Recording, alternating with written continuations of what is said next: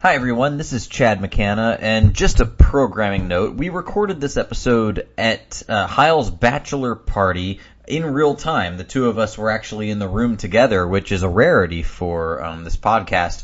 We utilized a dual directional microphone for the purposes of recording, which resulted in what seems to be a pretty cool stereoscopic soundscape of the two of us. I'm going to preserve that for the podcast upload. So unlike most episodes, it will actually be in stereo. So if you're the kind of person that listens to the podcast in a single earbud, I recommend that you wait until you can hear it in its full two-dimensional glory. With that being said, I hope you enjoy whatever the hell this is. Here it goes.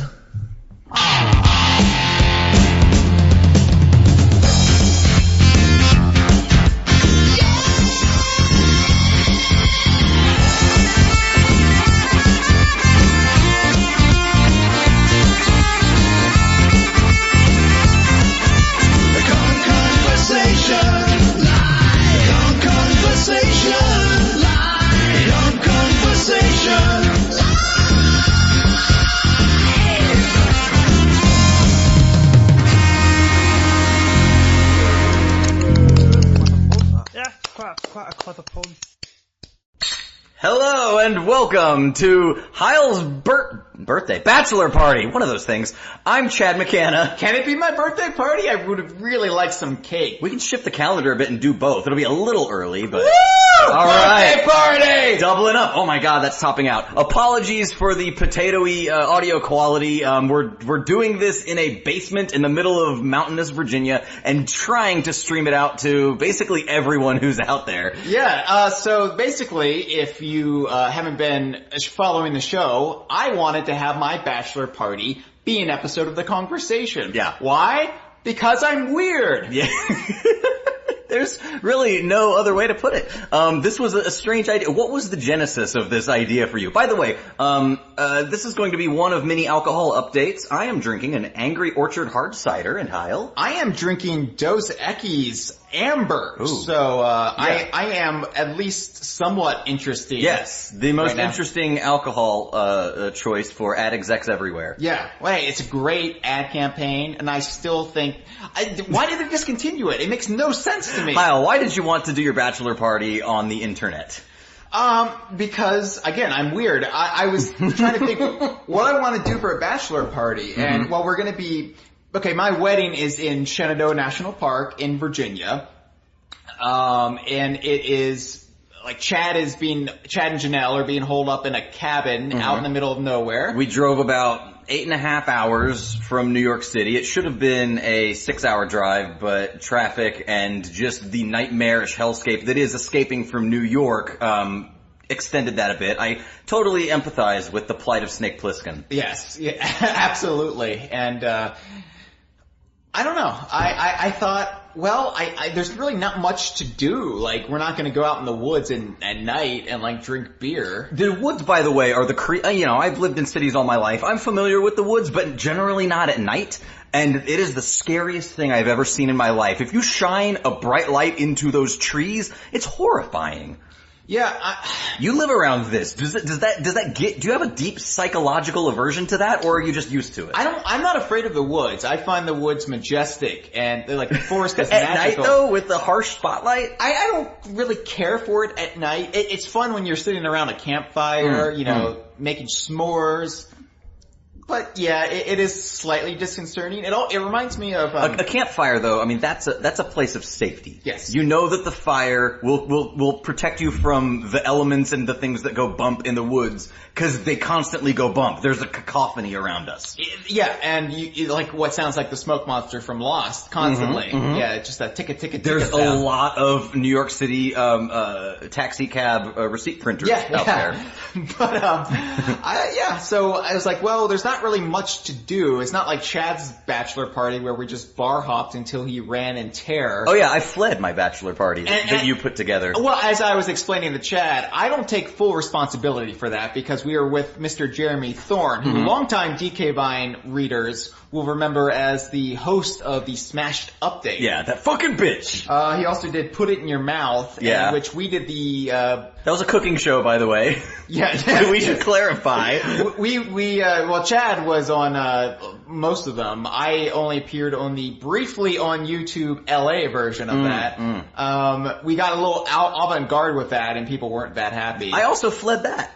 You did, yes. I flee a lot of things Jeremy's involved in, but people, I love the guy all the same. All people really cared about was, where's Sam? Where's Sam, indeed. So, maybe he's in the Twitch chat, which, by the way, we should call out some of the people who are attending your bachelor party. I wasn't finished explaining why I wanted my bachelor party on the internet. You were taking a long time. It's my bachelor party. By the way, Hyle, we have 24 listener calls to get to this episode. I didn't ask you to gather them. Yeah, well, you gave me carte blanche by not asking me not to. Alright, so, anyway, so my whole point was Jeremy is, he's a friend of the alcohol, and things quickly spiral out of control whenever you're with Jeremy. Yeah.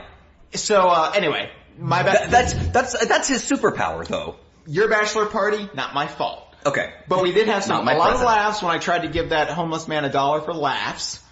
Well, yeah, I think that was $1 well earned. That was hilarious. And well spent. I was giving him money. Mm-hmm. And then, I also made out with the cigar store, the Indian statue. Yeah. The Native American statue. Yeah, Hyle made out with a man-sized wooden Indian on the streets of Manhattan that has seen untold layers of grime. I never told Michelle about that brief dalliance. Oh god, really? Yeah. Yeah. Do you think we should, or are you just gonna let that slide? Some things are better left within the unspoken unless in the confines of the bachelor party. Well, it's a good thing she's not a listener. That's true.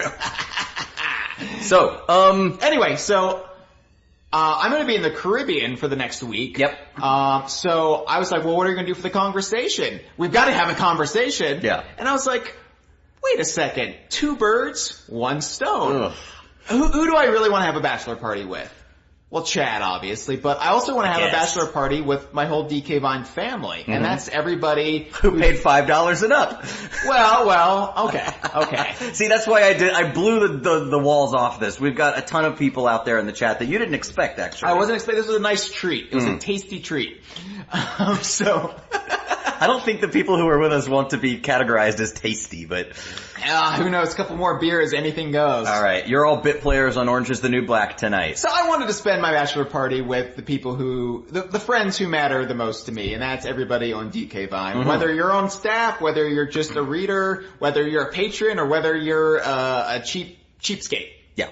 Cheapskate. I love you all. So, welcome to my bachelor party. You are all part of this. Let's have some fun. And I want to know what you guys are drinking in the Twitch chat right now, right. too. And, we can just call out a few of the names that are scrolling by. This will be a lot of fun. We'll archive this on Twitch so people can read the chat replay. But we've got Mr. Kyle's Twitch, Rob Butler, Mamechi. We got Frogstar. Mm-hmm. What the fuck? From Off of the Forum. From Off of the Forum. Spuzzwick, aka Nick Prohl, aka, the guy who's actually a little better at this than me. Fantastic job on the last 2 podcasts. We got some bastard named Matt Corna. I don't know what he's doing here. Gross. The Wolf FM, aka Mitchell, our old E3 buddy. The Geek Critique, Josh is here. Josh! Holy shit! Yeah. Sparky Z? Sparky's here. Oh god, blast from the past. We got Falcon Dove Owl, aka Karakong. Happy Bob, which is our good friend Alistair Craig. Alistair's here. Signing off with Andy Robinson. Oh, welcome back ACC. Chiphead, David Lynch is here. Tip Top Kong. Amir just scrolled by. We've got G'day Scrap 69. Special Agent Ape is back. Oh my god. Alright. So Matt Corna doesn't know what McCanna Mad Hatters are, but he says he's drinking them exclusively, despite not knowing what they are. I can explain what those are. Matt, do not drink those. They will poison you. I didn't name them, but I invented them, hence the name. They're essentially, they've been described as an Andy's mint that kicks you in the face. Andy Robinson? An Andy Robinson mint. They are, I said Andy Robinson, we have to drink. That's true. Yes, that's the rule. Anytime someone says Andy Robinson, apropos of nothing, take a drink. Alright. Andy, we don't know why this sort of turned into a game outside our hands. I think it originated with Snorkel the Dolphin, but we're following it to its logical extreme. We don't know where that is, but we're following it. So yeah, basically we just like saying your name. It's fun. Andy Robinson. Andy Robinson. Oh, that's 2 drinks. Yep. Alright, so McCanna Mad Hatter is a 50-50. It's a double shot, but you float. So the first half is Ice 101, which is 101 proof? Ice 101? I don't know. 101 proof peppermint schnapps. It's hardcore. And you float on top of that, creme de cacao, which is chocolatey, schnappy stuff. So, yeah, it obliterates you because of the hangover, because of the sugar. Okay, it tastes like toothpaste. Except you That's one opinion. Except you don't feel clean afterwards. You get dirty. So, we've probably shared this story on the Kongversation, or maybe on the Vine Donkey Kong audio program. Yeah. But basically, when we lived in Los Angeles together, our favorite place in the world, that was nothing but good tidings for our friendship. I look forward to E3 every year only for that reason. So we were watching the Beatles' Help one night, and I forgot how the movie was structured, because I thought a brilliant drinking game would be to take a shot of a McCanna Mad Hatter every time they try and steal Ringo's ring, which I thought was going to be extended throughout the duration of the film. No. Not so. No. There are several attempts. There was a wacky montage. There was a wacky montage that demanded like 7 McCanna Mad Hatters in a row in rapid succession. And that was the first and only time I've ever vomited in the shower the morning after. Oh man, it was, we were all pretty obliterated. Well, we also went to Jack in the Box that night. Is that when you got your side salad?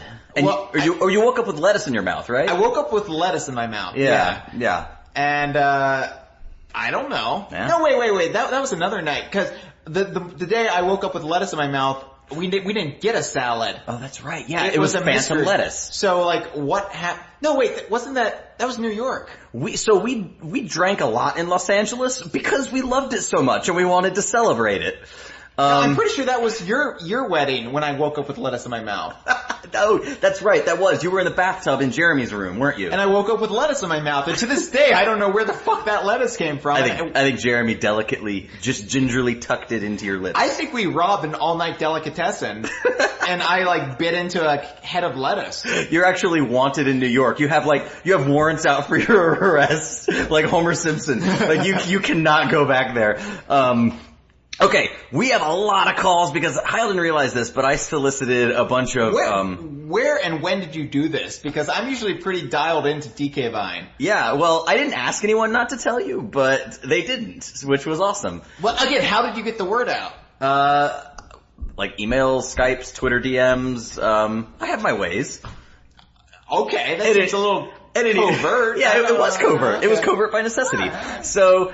I wasn't exaggerating when I said... By the way, I'm finished with this Dos Equis, so I'm going to move on to an Angry Orchard. Alright, I'm still working on my Angry Orchard. How do I drink faster than Chad McCanna? Because I'm talking too much. So, I'm going to have an Angry Bee Orchard right now. There are 2 real rules for this shindig. 1, drink anytime anyone says Andy Robinson, which I just did. Fuck. Take a drink.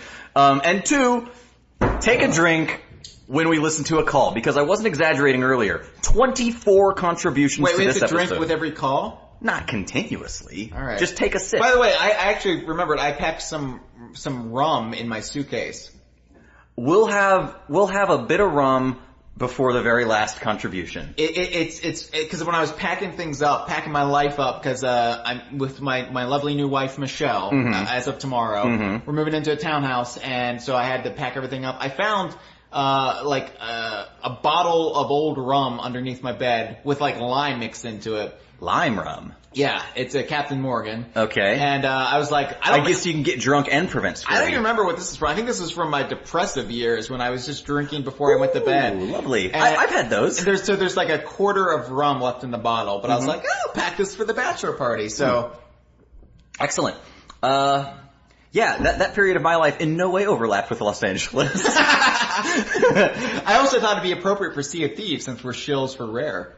Yeah, absolutely. Let's do that. Let's do all the shilling. But first we gotta do all the listening. Oh, Spuzwick, Nick Prohl is asking, Tip Top Kong's in the thing, and Special Agent 8. Oh my god. I already said that. I already mentioned Did you say Red Crested Breagle? No, Red Crested Breagle! Yeah.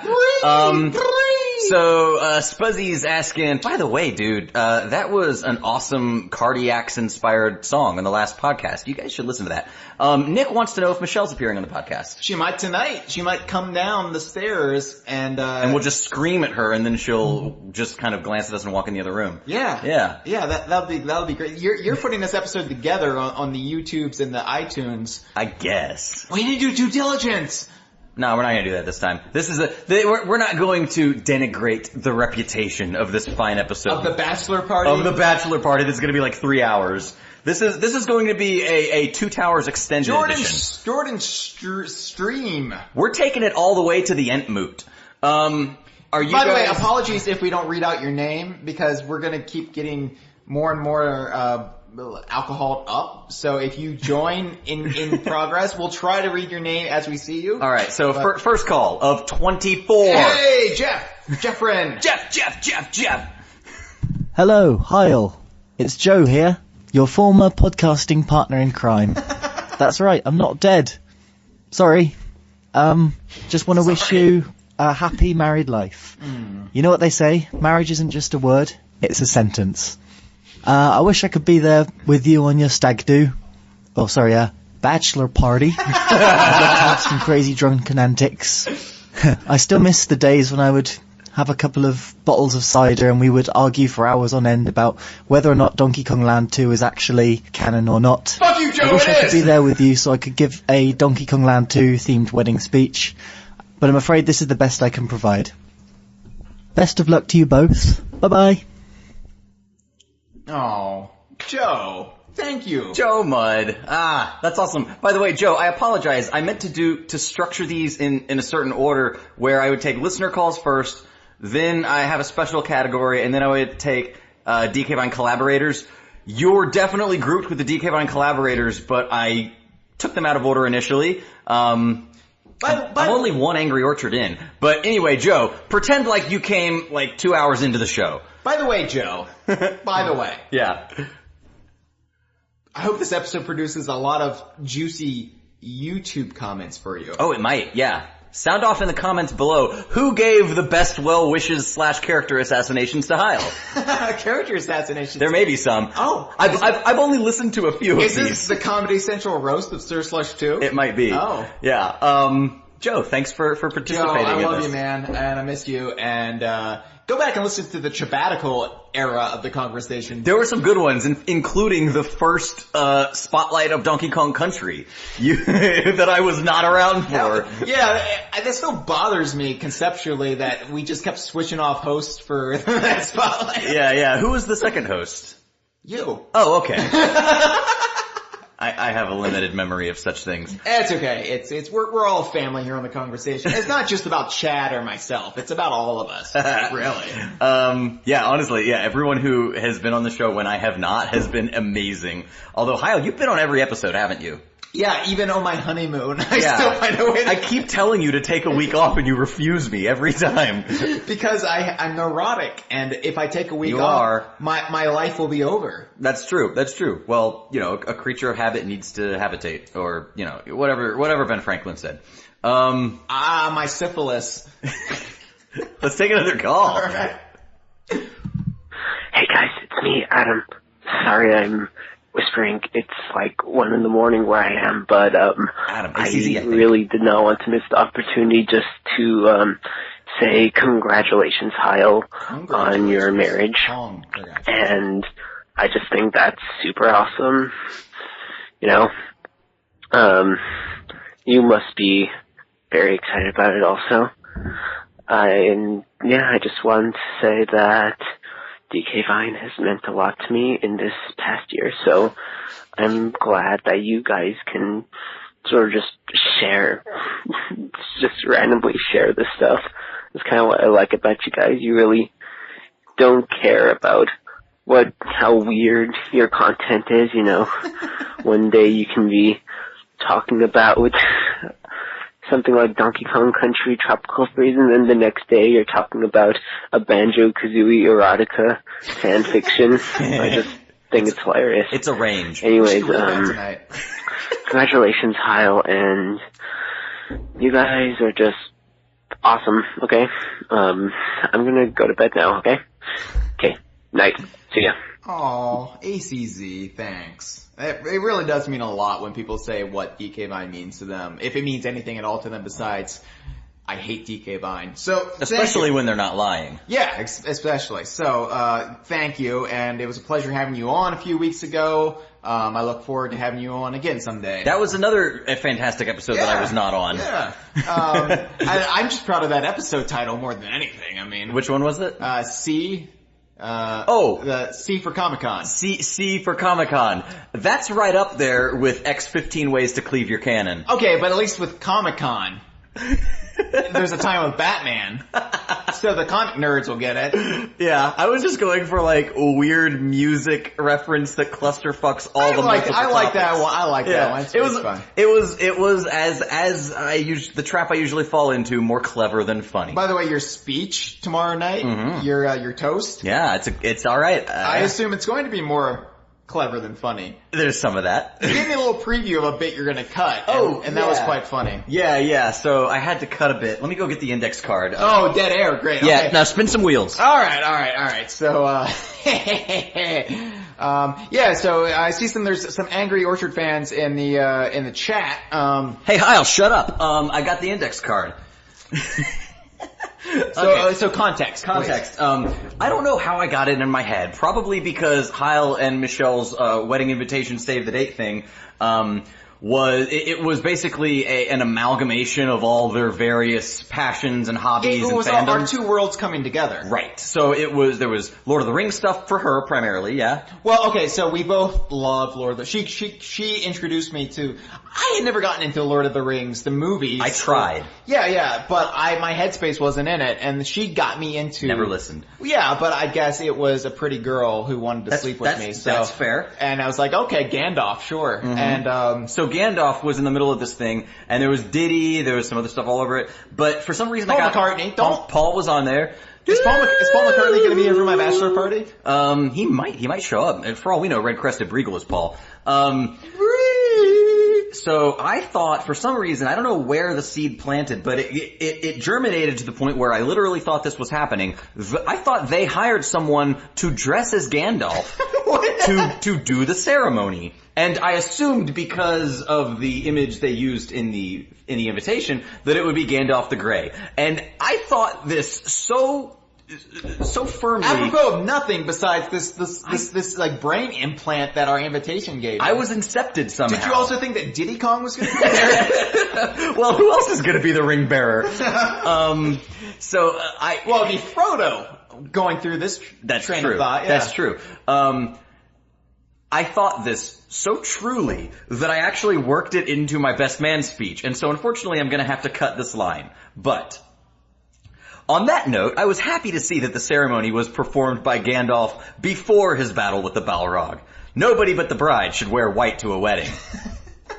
I was very proud of that line. Actually, Janelle gave me the seed for that line, and I was like, because we were both like, you gotta work in something about Gandalf. And I was like, you can still make that line work, though. I'm just saying. I have another Lord of the Rings thing in the speech. Don't worry. My God. Yeah.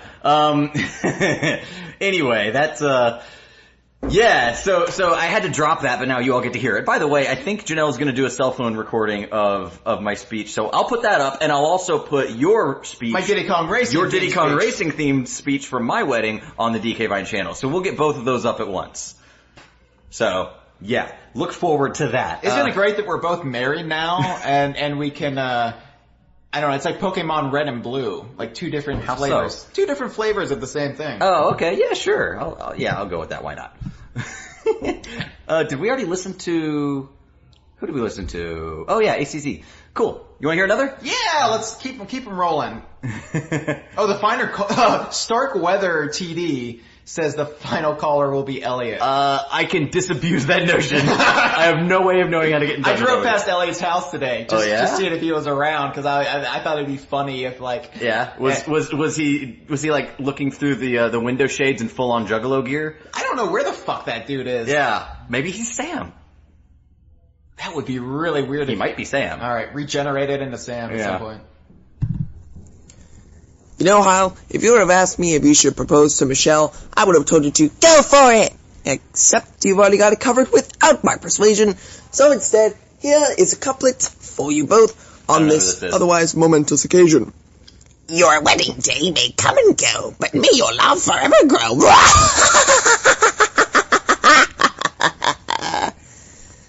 Congratulations to you both from Banjo-Kazooie Tooie 2000. Yeah, Banjo-Kazooie Tooie Grunty's Revenge Pilot 2000. Yeah, Missions. Mobile edition. Hey, thanks so much. And I was going to say it was Andy Robinson at first. Oh, shit! Andy Robinson.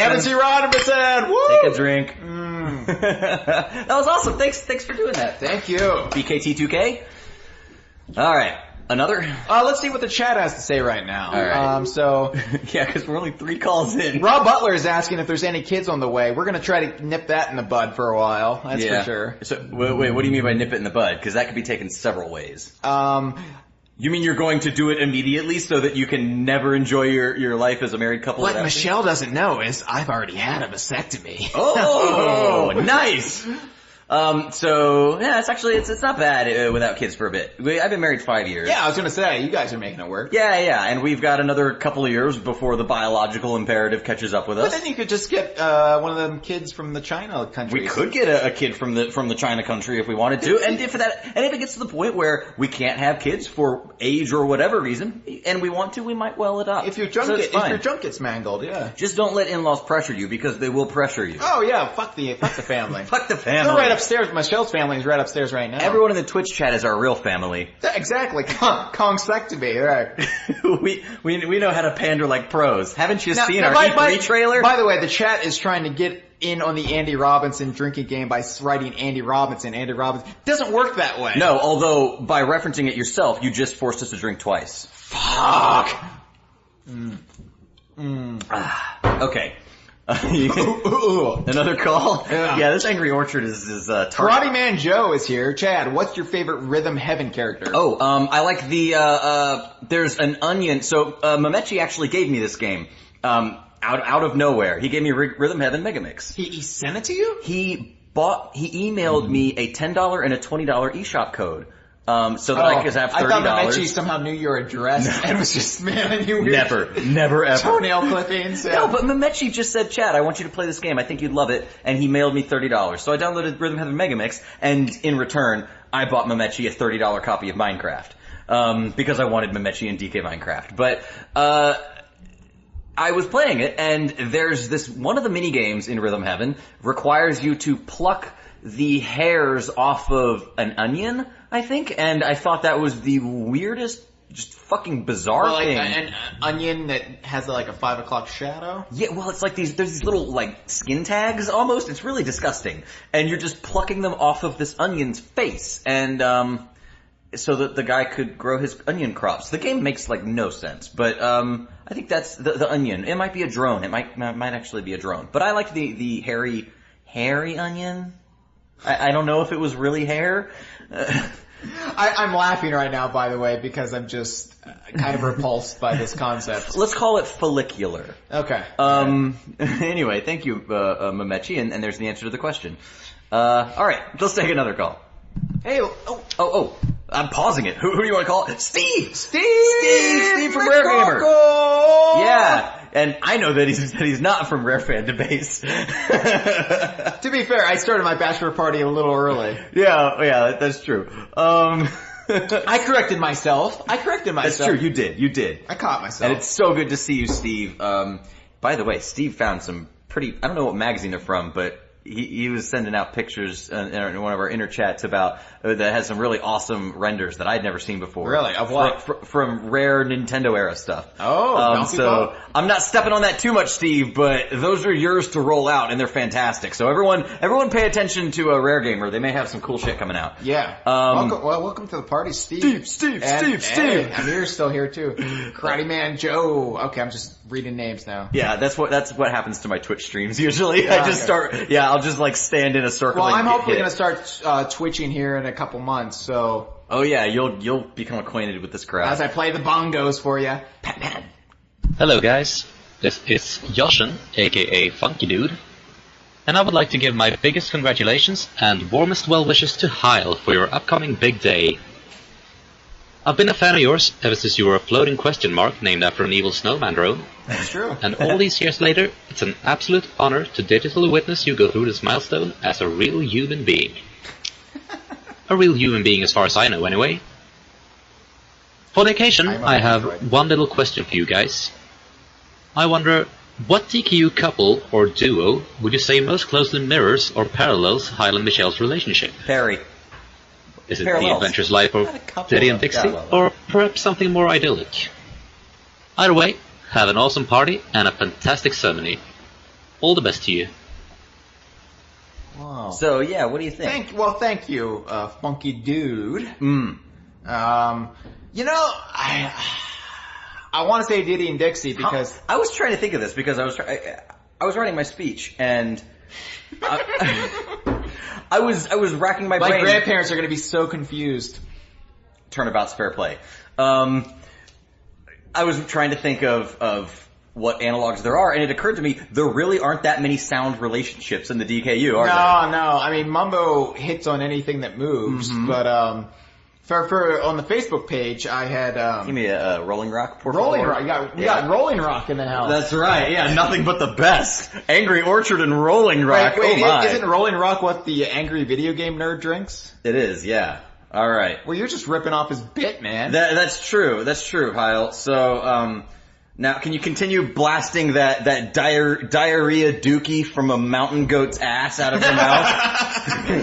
I like James Rolfe. Yeah, he's good. He's good. Anyway, he was one of the first, and what I find fault with is the people who tried to imitate him. Yeah, that's true. That's true. He did get there first, and he established a shtick that was his own, and then there were a lot of, The assholes wearing fedoras. Literally, in many cases. Yeah. For the Facebook page, when I announced, hey, I'm going to be off in the Caribbean for a week, but you're still going to get your fucking Facebook post because I'm a madman. For the picture I used to announce my wedding, it was Mumbo giving Sexy Grunty the flower. Yeah. But Mumbo. But that's non-canonical. Yeah, no, but it could have happened. So are we doing a Hyrule Historia, like the hero was defeated timeline? No, absolutely. It didn't happen, but it could very well have happened. And we saw in Banjo-Kazooie Grunty's Revenge that Mumbo wanted to fuck Honeybee. Yeah. And I think he has a lot of... Fuck anything that moves! He has a lot of sexual tension with Humba. Mm-hmm. So I don't know why I'm getting into Mumbo, who's a Lothario, but or I want to be a Lothario. Sure.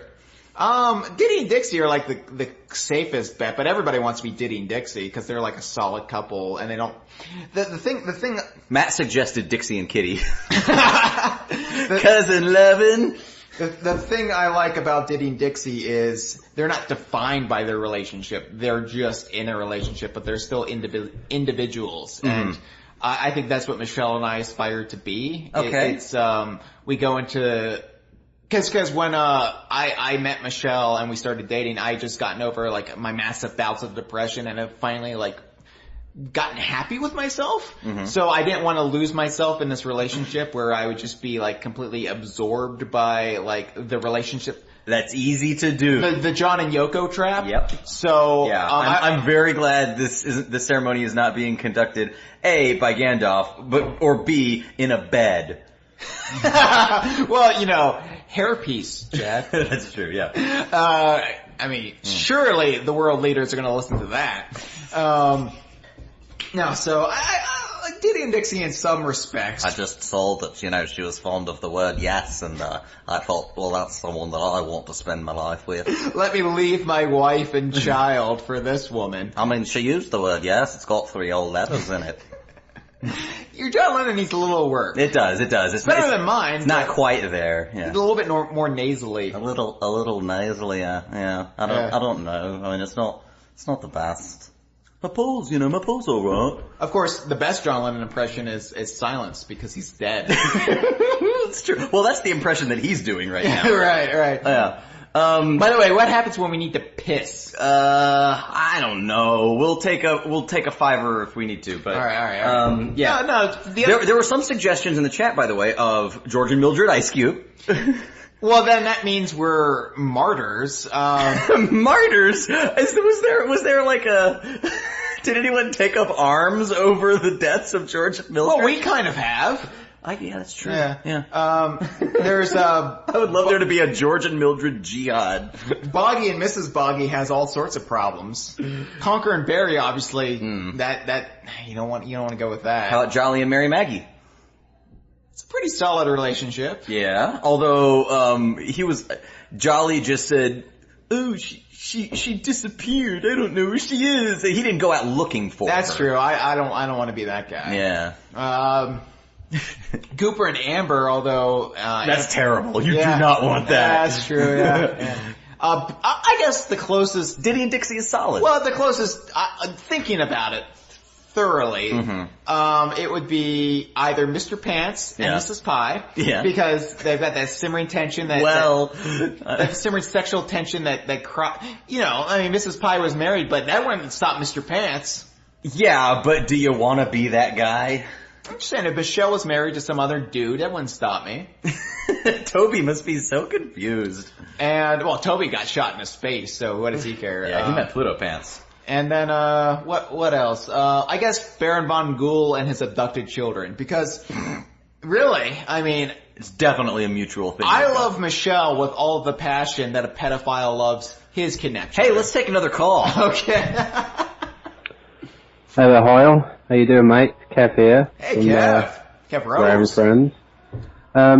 Just thought I'd give you a quick call and congratulate you on the wedding. Thanks, Kev. If, you want to still do it, but I do. assume it won't be cancelled by the time this message comes through. Sounds very exciting. No, I've just been thinking about what to say, to be honest, but I was actually looking back through some old forum posts a few days ago from like 2003.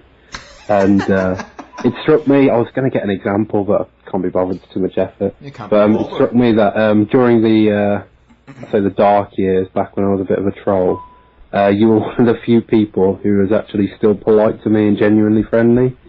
And I know sort of since I've come back to DK Vine, you've been like one of the most approachable and likeable people. Nothing wrong with Chad, he's a lovely bloke as well, but yeah, thanks, Kev. Yeah, no, I've just it's always struck me how genuinely kind and thoughtful you are. I'm a fucking I couldn't be happier for you, mate.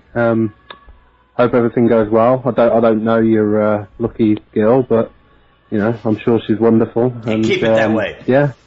Hope you have a really good time this weekend and enjoy your honeymoon, mate. I know how you are. See you later. Oh, you talked over his sincere moment. No, it was sweet. I absorbed it. What is this? Are we going to be able to monetize this on YouTube? I think it's garbled enough that we'll be okay with this. And if we talk over it, well, this is definitely not from Lost. No, absolutely not. I'm not moving on anywhere. Yeah, Michael Giacchino would never come up with hilarious puns to name this track. There's not a man named Christian in the room with us right now. That was a very nice multiculturally religious call, Kev. It was, yeah. I also appreciated that both Locke and Boone didn't have anybody to fuck in the afterlife. Not even Shannon. No, well, I mean, Shannon was both Saeed, yeah. I guess they could fuck each other, but they're jungle buddies, getting each other's hatches. Wow. How's the chat doing? Matt says, by the way, Michelle's actually doing a podcast tonight too. When you're not even listening in. Hyle. It wouldn't surprise me if she had like a Pearl Jam podcast. She's into Pearl Jam. She loves, okay, so as much as I love the Beatles, she loves Pearl Jam. That's impossible. Which is funny because, she's not really like of the grunge era either, so it's like, okay. Yeah. And also she loves Lord of the Rings, so she's also a fan of Lost, so she would really appreciate your call, Kev. Oh, I thought there was like an anecdote there. We just finished watching Lost. Oh, that's right. Did you talk about that in the show? Not yet. Oh, okay. I mean, I said we were watching it on our Week to Rare, part 1. I said we were That's right, you did. Okay. It's hard to keep track of what happens in the inner circle, cause sometimes it stays there. It's an inner circle jerk, mostly. Usually. By the way, if you're not a patron, you should know we all masturbate openly in the inner circle. Oh yeah, it's just like a 20-person Skype call with, you have like 19 thumbnails of people just jacking I should point out, we're not really talking about Donkey Kong this week. Oh yeah, this is a Donkey Kong podcast. Yeah. No, this is Hyle's vanity project. By the way, Chad, did you appreciate the balloons we tied to your cabin? Yeah, once I wandered around driving through mountainous terrain in a shitty rental car for 45 minutes trying to find them. I know that was fun for you, buddy. Yeah. But did you appreciate that they were green for 2-up, blue for 3-up, and yellow for the implied 7-up in Retros games? That's right, that we saw in the concept art. I yelled at Michelle so much for not also getting a red balloon. I said, you dumb bitch! That's the lowest one. I don't want one of those. I want to go through that insane snow barrel blast section to get my 3-up. and waste 5 lives in the process. Shall we take another? Malik says he's a tad lost, but still having a blast. Malik, what do you need to know? Yeah. I'm getting married. And maybe that was a pun on the show. Oh. Yeah. Having a blast like Arst. Yes.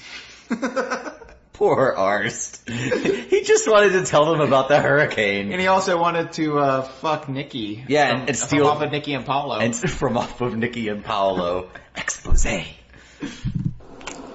It's me, Vlemech, or Tony, or whatever you want to call me. He's like Mr. Ed. This is how they get him to talk. Hyle Russell. The Hyle Russell. Congrats, man. I'm really happy that, you're getting married to, what's her name again? Hold up, let me get this. I wrote it down somewhere. I wrote her name down somewhere. Everybody got a pizza roll? Later. Her name is Michelle. Yeah. Michelle Obama. Oh wow. Yep. I knew you'd find someone famous. No, I was kidding, but anyway, He's kidding. You're not marrying Michelle Just Obama. joshing. I mean, it's gonna be a beautiful day for you, and well,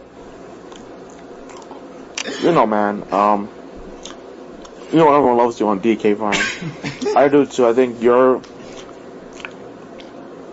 the heart and soul of DK Vine. Well, so is Chad. I mean, I know, I'm sure he's listening to this too, so, I love you too, Chad. Thanks. I mean, I don't hate you. Okay. But, okay, oh, I do love you, Chad, but, anyway, Hyle, great job. I know this is gonna be the best marriage of your life. I mean, the only marriage too. But, well, hopefully, but anyway, Hyle, hopefully it's early marriage. there's one thing I have to tell you, is that,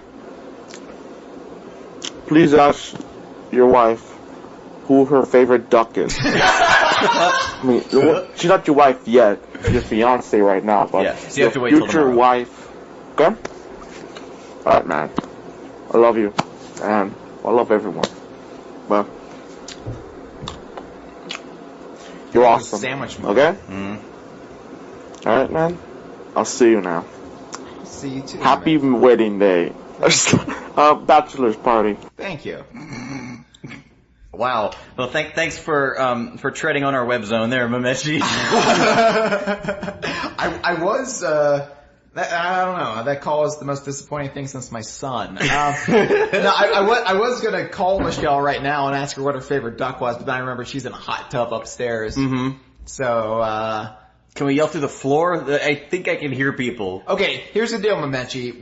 If Michelle might be interrupting this bachelor party at some point to grab pajamas from the adjacent room we're staying in tonight. Right. So, for the requisite bachelorette party pillow fight. Right, exactly. That she's having with the ladies at DK Vine. Carla Gurney, Kara Kong, well, who's also... And the rest. Kara Kong is actually in this bachelor party. Kara, they want you in the other one. Yeah. We would love to keep you here, but, you know, gender rules. No, there's the Cammy, I guess. Of course. Who's the one that had the crystal avatar back in the... N, yeah. She could come back. Now we're just listing women. This is weird. It is weird, but it's what you do at a bachelor party, right? List women that you're aware of. Oh, what's happening in the chat? Oh, they got pizza rolls. Yeah, pizza rolls. Like and subscribe to this video. You want another one? What about Anne? I don't know. We just mentioned her because she's a lady. She has that crystal avatar I made that's awful. You know who we should have gotten for this bachelor party? Hey, maybe you'll surprise me, Chad, because I don't know who's coming up here. Maybe we get the crystal on the treadmill.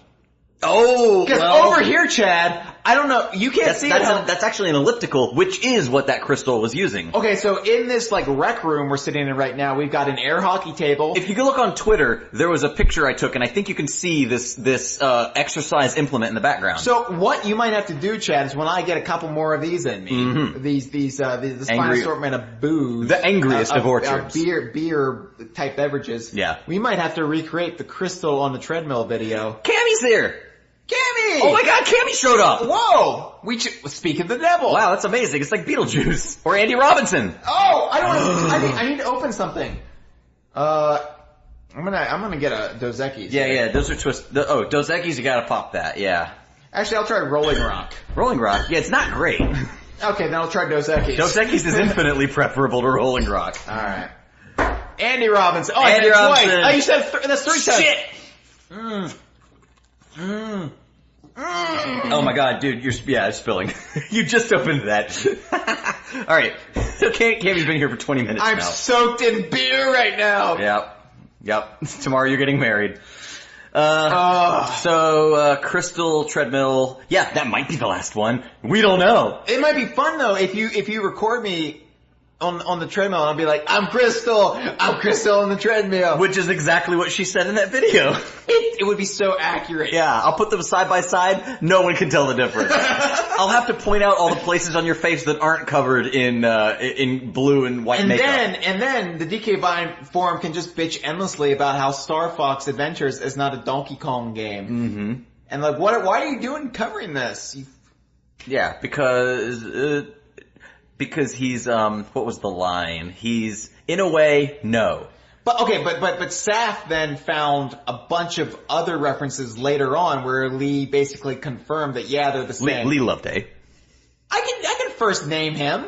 Well, for our listeners who might not be aware. Lee Loveday of Rare. From Off of the Rares. Yeah. So, he's the same. Saf saved the day. Where's Saf? You might have been referring to Lee Schuneman from, wasn't he from Off of a Game thing? Well, what about that Lee from, Lee Marvin from Paint Your Wagon.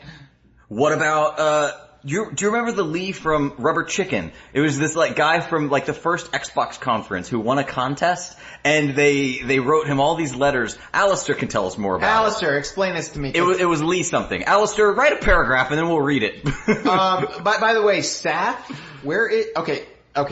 Falcon Dove Owl says Saf is your stripper. He's hiding. Oh, okay. He'll be out soon. That would be the most legal stripper. You'd have to sign all sorts of forms. Why is that? Because he's a legal analysis of the Donkey Kong universe. That's true. I just assume Saf is a lawyer, and I know that's not true, but that's in my head. David Lynch, Lee Thomas. It was the of Rubber Chicken fame. Alistair is very happy. Lee Thomas. Alistair wasn't expecting a Lee Thomas name drop during my bachelor party. Oh, we're going way back tonight, Hyle. Oh my god! The Thanksgiving podcast! Thanksgiving podcast is here! Yeah! Alright, that's worth it. That deserves an Arbor Miss. So, Thanksgiving podcast, I want you guys to know, you can't see it on the Twitch, but on the SoundCloud version of this episode, we do reference the movie Bachelor Party starring Tom Hanks. And in all the Twitter art, the Facebook art, it's all gonna reference that movie. And I even said when I showed it to Chad the other night, this is for our friends at Thanksgiving. Okay, so as Alistair is describing, I'm so happy Thanksgiving is here! Thanksgiving's listening. Oh my god, Thanksgiving, you're a celebrity to us. Ozzy Ben had a series of comics and images called Lucas Text, where he would take LucasArts adventure dialogue from the Monkey Island, Indiana Jones and the Fate of Atlantis. What Rare ripped off for Donkey Kong Country 2. Exactly. Yeah. And he would put that dialogue on unrelated photos. Basically, Ozzy Ben invented the modern meme. Fuck you, Ben. Of Ozzy-ness. So that's part one of the story. I'm sure we'll get We better take another We'll take another call, but please, guys, proceed. G'day, Hyle. It's Milo here, calling in with some congratulations for your stag party Kongversation. Everybody in the UK. Yeah, I wanted to say that it was Australia too. your passion and dedication to Rare and to Donkey Kong that really brought me back into the fandom after my teenage years. And so, yeah, I want to thank you for that. And if you have even half the amount of passion for Michelle that you do for Donkey Kong, then I'm sure your marriage will be a happy one indeed. So congratulations to you two, and all the best. Oh, thank you, Milo. I have an honorable mention for you.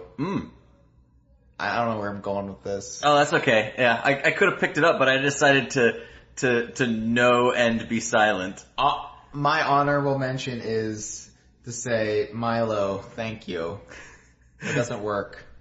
So, but I want to clarify, I do love Michelle just as much as I love Rare and Donkey Kong and Playtonic. Impossible. And various Nintendo affiliates. I don't have Nintendo bias, by the way. He does, though. I see this time and again. Just in the last episode, I made some offhand comment where I was like, the humor of It's Mr. Pants is a lot more freeballing than what Nintendo usually gets up to. And then I got called out for that. Because of the aforementioned Rhythm Heaven, I'm sure.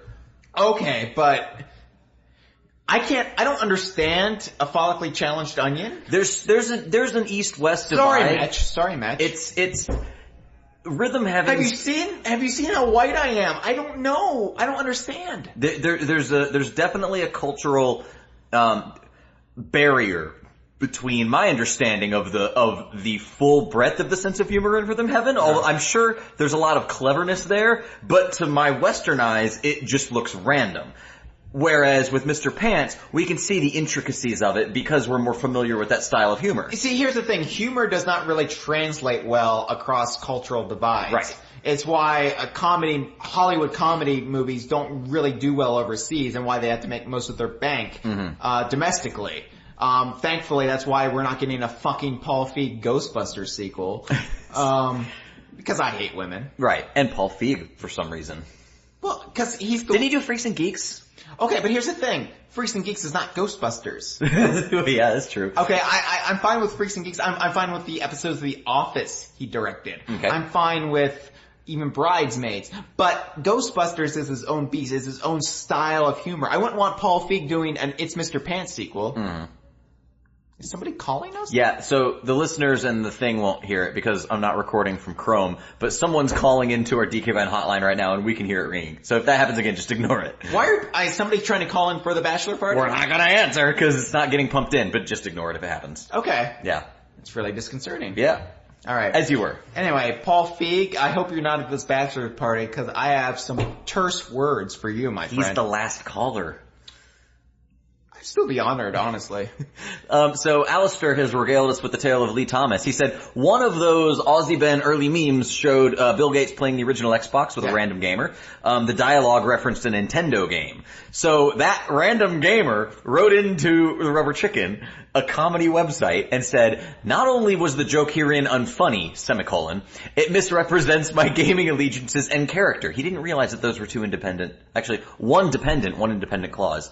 You don't use a semicolon in that case, do you, Mr. English Major? No. There you go, Lee Thomas. So, he was pissed off about his gaming allegiances being broken. So, for the following several weeks, they shared the same image over and over and over, replacing Lee Thomas, whose X tag was Lee X81, with various video game characters, historical figures, objects, and vegetables, which apparently drove him insane. And it escalated into a flash animation and even a song that apparently I narrated at some point, he's telling me. I don't remember that. I narrate a lot of things. That was during your Drinky Winky days. It might have been, actually, yeah. I narrated a lot for Alistair, I think. I almost did a shitty Alec Baldwin impression for the Jeff Friend song, but... Did you talk like this? I actually did a take where I was trying to do the Alec Baldwin Royal Tenenbaums narration. But it sounded shit, so it just went with my normal one. But then he said it was a story not worthy of the paragraphs requested, but...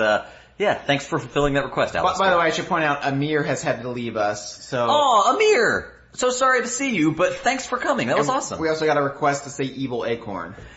1, 2, 3. Evil Acorn! Let's take another call, yeah? Yeah! Hey Hyle, it's Rob Butler here, and I just wanted to sincerely congratulate you on this really exciting occasion.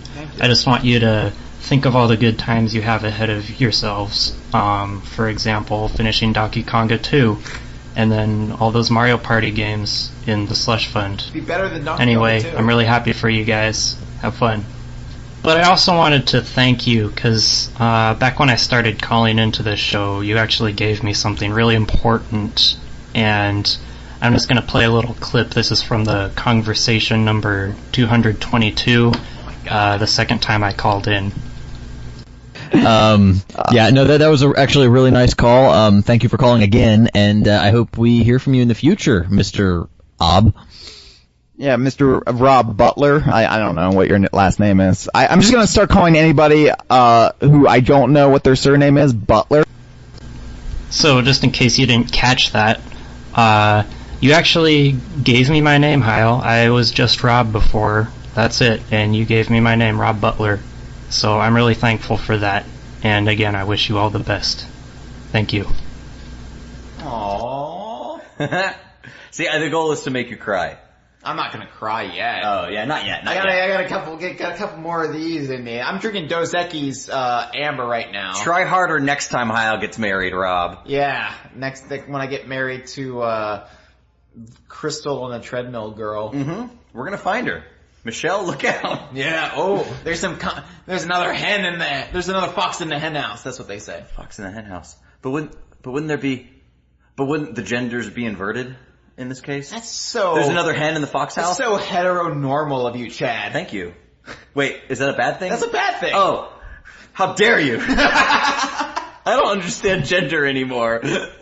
No, you look back at Jolly Roger and Mary Maggie, and it's so fucking offensive. Oh yeah, I just got done streaming that like a month ago, and I did voices for them and felt really bad about it. Yeah. Oh, hello boys. They turned it around by the time of Banjo Pilot, because it wasn't a joke by then. Uh-huh. And I even wrote into Scribes, and I said, hey, thank you, this is really progressive. He's just a gay main character, and he's not making innuendo. We just had an election in the U.S., this was right after 2004, where it was partially decided on people not wanting gay marriage to be legal. Mm-hmm. And it's so nice to see such a positive... What was it? Amendment 8? Or what was it? Something like that. Yeah. Well, that was the California one. That was the California one. Yeah, I was living in California at the time. It was on the ballot nationwide, or a lot of states, and Karl Rove ran the Bush campaign on, we gotta keep gay marriage... Bush, Karl Rove. We gotta keep this gay marriage stuff off the books. Because Jesus hates people. That was his thing, apparently. He was the most hateful man in ancient... Where is Jesus from? Aramea. Nazareth. Mm-hmm. Like the band. Yes. Hair of the Dog. He was from the band Nazareth. We're having some fun here in the Bachelor Now party. you're messing with the son of a bitch! I kinda know that song. Now you're messing with the son of a bitch. You learned that song from Conan O'Brien, my friend. Yeah, I guess I did. Angry Ronald McDonald. It was the son of a bitch that put me over the top. I was like, what the fuck is he singing on this show? Michelle! Hey, Michelle! Michelle, no, come over here. Mamechi has a question. Mamechi has a question for you. Yeah. Okay. This is Michelle. Hi, say hi, Michelle. Hi. This is my fiance. So, Michelle, what's your favorite duck? What's your favorite duck? There are different kinds of ducks. No, what's your favorite? It has to be a singular duck. A duck. We're not gonna give you anything other than that. Okay. When my brother was younger, he had a weird habit of drawing gangster ducks. Ducks in hoodies with the word duck That's embroidered racist. across the front. He's a racist man. They sound like But hooligans. I love them. Yeah. Hoodlums, hooligans, all of them. Yeah. Alright, so the duck that your brother drew was your favorite duck? It's my favorite duck. Okay. Well, that's wrong. The answer's Louie. I apologize. Get the fuck out of here. Do you want the ring back, sweetie? I don't even know where the ring is right now. Me either, so we should probably hold off on Doesn't this. Chad have to carry the rings tomorrow? We'll talk about it later. Oh, Okay. I ate that. You ate the ring? That wasn't edible? So I have to wait till you pass it. I have to dig it out of your stool. Yeah. I'm gonna have coffee tomorrow morning, so Okay, we'll that's see. That's We'll see how a things trick. go. Thanks, Michelle. Yeah, thank you. This is how it's going, It's by nice the way. to meet all of you guys on the other end of this. I'm gonna go put music together. Alright, love you. Love you too. Bye, Michelle. Bye!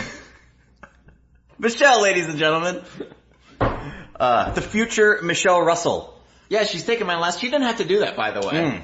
I said she wasn't shanghaied into it? No, I said you can keep your name, whatever. Is Shanghai racist? Yes. Damn. You're a racist. I am a racist. You're just awful. I am one of the racists. You're one of the bad ones. Mm-hmm. You're one of the bad ones who stayed at Rare. I'm one of the bad white people.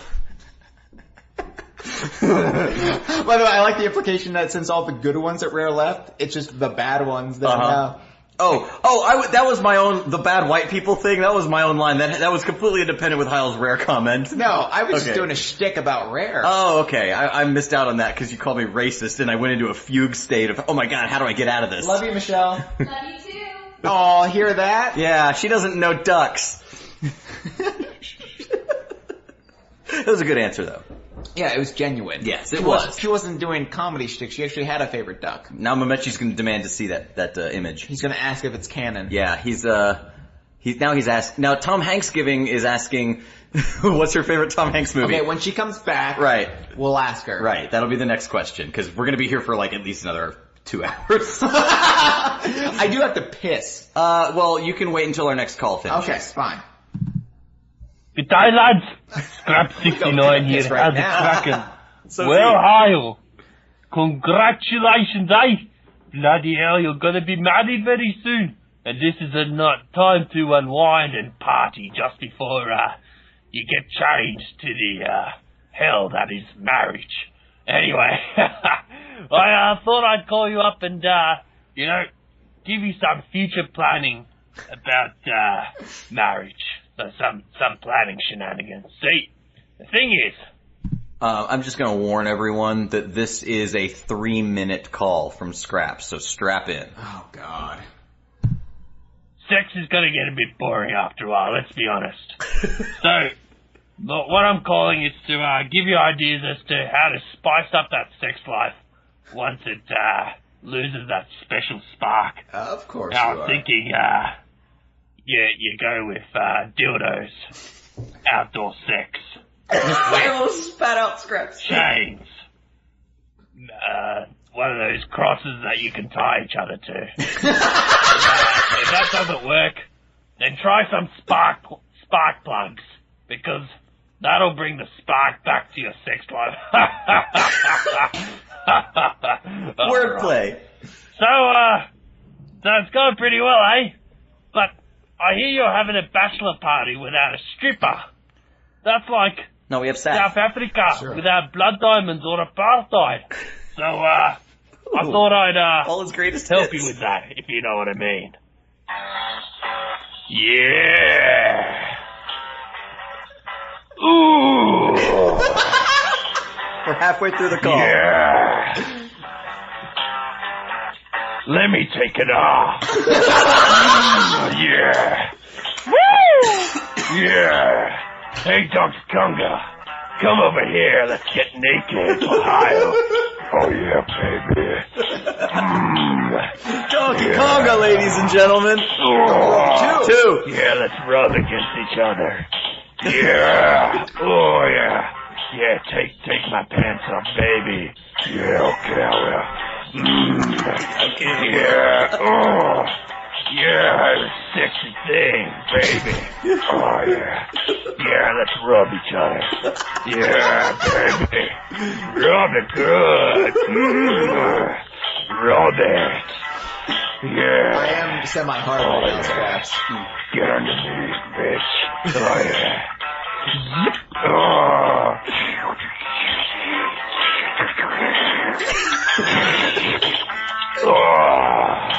Oh, yeah, that's good. Now that's your turn, baby. Oh, yeah. Yeah. Ooh. You hit your limit. It was a 3-minute limit. I'm sure he's probably still doing that to this day. I would hope so. Scraps, that was highly erotic. There is some pre-ejaculate flowing out right now. Lovely.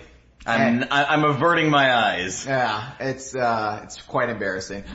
Thank you, Scraps. I have to really go piss now. All right, intermission time. Chad, do a bit while I'm gone. All right. I'll just talk to the chat. All right. Go have fun. Yeah, take care of that pre-ejaculate. How's the chat do? Well done, Scraps, on that one, by the way. DJ Dustin. I don't know if we called you out. No. So amazing DJ Dustin has just joined us. Welcome, sir. Yeah, that was about Banjo Punzini Part 2. I would agree with Alistair that we have hit peak Scraps. Scraps is over. That was the Hubert peak of Scraps 69. That's a petroleum engineering joke. Matt Corner, I'm not a bum face. It's not alright. Alistair has an intermission bit of music that I may well download and use. Let's see. Oh man, I wish I could how do I just download it? Save video as. Yes, I'll do that. This is an excellent, intermission, I know. God damn it, I hate how I have to fucking put it somewhere. Macintosh.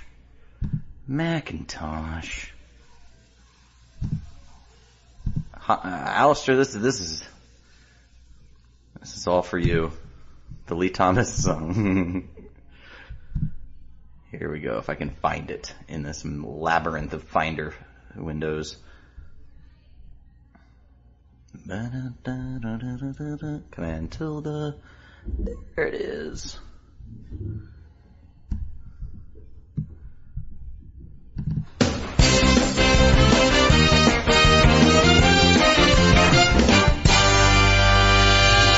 Dear N Chicken, it was pointed out by one of my friends over Xbox Live that you have used a picture of me and Mr. Bill Gates taken in November 2001 when I was one of the first in the world to get an Xbox and free t-shirts, dog tags, games, :P, such are the spoils, and have added some retro-looking text to it.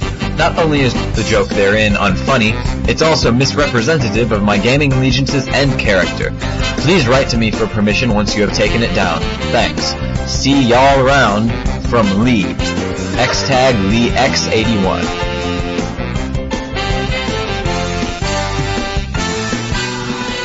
Hi. Thanks. I'm gonna pause it there because Hyle's back, but we'll listen to more of that intermission song next time one of us has to piss. Oh, that was amazing. By the way, these stairs coming down to this room is a death trap when you've had a few. Have you had a few? What's your empty count right now? I don't have the threshold that you do. Well, I'm only on, I've only finished 2, as have you. Yes, I'm on my 3rd. Okay. You're ahead of me. By the way, I would just like to say, Andy Robinson. Andy Robinson? That's 2. Take a drink. I have to take 2. Oh, yeah. Ooh. Okay. Shit. Who was the last one we listened to? Scraps! Good day, lads. He took it all off for me. It got me highly charged. That's right. That was a 3-minute call. I'm trying to find it in here. I will be careful, Frogstar. Thank you. That Lobo dialogue won't write itself. There he is. Okay. Next call? What do you think? I'm ready. Hey, Hyle, it's Mitchell Wolf. Hi, Congratulations on the whole wedding thing. You know, when I first met you, I wasn't sure exactly what I was going to be meeting. I don't know. There's, of course, a small contingent of the internet who's convinced that, especially now after E3 2016, that you're a fake Hollywood actor that only pretends to like this kind of stuff in order to, get internet likes or revenue or whatever. But when I met you, I found that you were one of the most genuine people I've ever met, and that you just really liked this one thing. And, to my knowledge, you haven't tried to marry the Donkey Kong universe. Now, this person you have tried to marry, so I can only assume that means that you must really, really like them. And for someone as genuine as you to really, really like someone like that, I can only assume that she's fantastic. And you're fantastic too, Hyle. Aww. Going forward, I wish you all the best in your future endeavors in married life. Stay frosty. Stay frosty? Yeah, that's his new catchphrase. It's like, Metch out. Oh, okay. Yeah. Okay, because let's see, have like a snowman like gimmick. Like, is he like Mr. Freeze from off of the Batman? Hyle, you need to chill out on your bachelor party. No, thanks, MF Wolf, future former staffer, because he'll join the staff and then quit. He's in good graces now, though. No, he's the former future staffer, I think. Former future formers. We reinstated him, so. Yeah. Anyway, thank you. It means a lot. Yes, Michelle is actually quite wonderful, and I'm very lucky to be with her, and I do love her as genuinely as I love the Donkey Kong universe. Have you ever attempted to marry the Donkey Kong universe, or any elements therein? Well, we just got done talking about this. George W. Bush made it, he ran against marrying the Donkey Kong universe in 2004. I was wondering where that segue was going. And, you know, that rat bastard, Karl Rove, you know, he fought against my right to happiness, but it's okay. Right. I have found happiness in a heteronormal relationship. You are such a cisgendered asshole. Yes, I am. I don't even know what these terms mean. We're just seeing what other people say and using them as if we understand the intricacies of these. But by the way, there's a lot of dead bugs down here. There's a lot of alive bugs in here, dude. Yeah, there are flies everywhere. This is a tomb. Oh my god, look over here. Holy shit. This is like that one Dairy Queen outside LaGrange that ZZ Top sang about. We're paying good money for this place, and it's like, I don't know. Yeah, this is kind of disgusting down here. Look at all these. Are these alive? Oh my god, this wall is covered in flies, Hyle. Oh! No, I'm not joking. There are flies covering this wall behind us. That's interesting. Oh wait. Steve McCorkle says, did you know that you can't spell slushy without Hyle Russell? That's amazing. I guess. You're leaving off some letters there. Yeah, he left off an L on your name. By the way, you've got a fly on the back of your head. He works for the Emmy committee. Hide or sell. Hide or sell. You want to hear another call? Let's do it. Hyle, it's Grunt. Yeah, I can't really think of anything special to say other than congratulations, you're getting married. He's got a very puppet-esque voice. Yeah. I just got a bunch of the Transfattlevanian locals to say some stupid crap. Starting with the third biggest douchebag in Germany during World War II, Colonel Hindenburger. Handy, make it quick! Oh, yeah, Dankeschön. Hyle! Yeah. I want to wish you congratulations on your wunderbar occasion, and, you need catering for your wedding. Just so you know, the Hindenburger now offers that. Yeah, we have new menu items for offer too. We have the bacon blitzkrieg burger, the barbecue pony panzerwich for a limited time, Puffinstrusel, and my personal favorite, the supersized goose step gulp with schnapps. Alright, that's enough, Andy, get off the stage. Suck my German ballsack. And finally, oh my. God, here's the ticket taker. I just killed your mom! Wow, horrifying. Now piss off!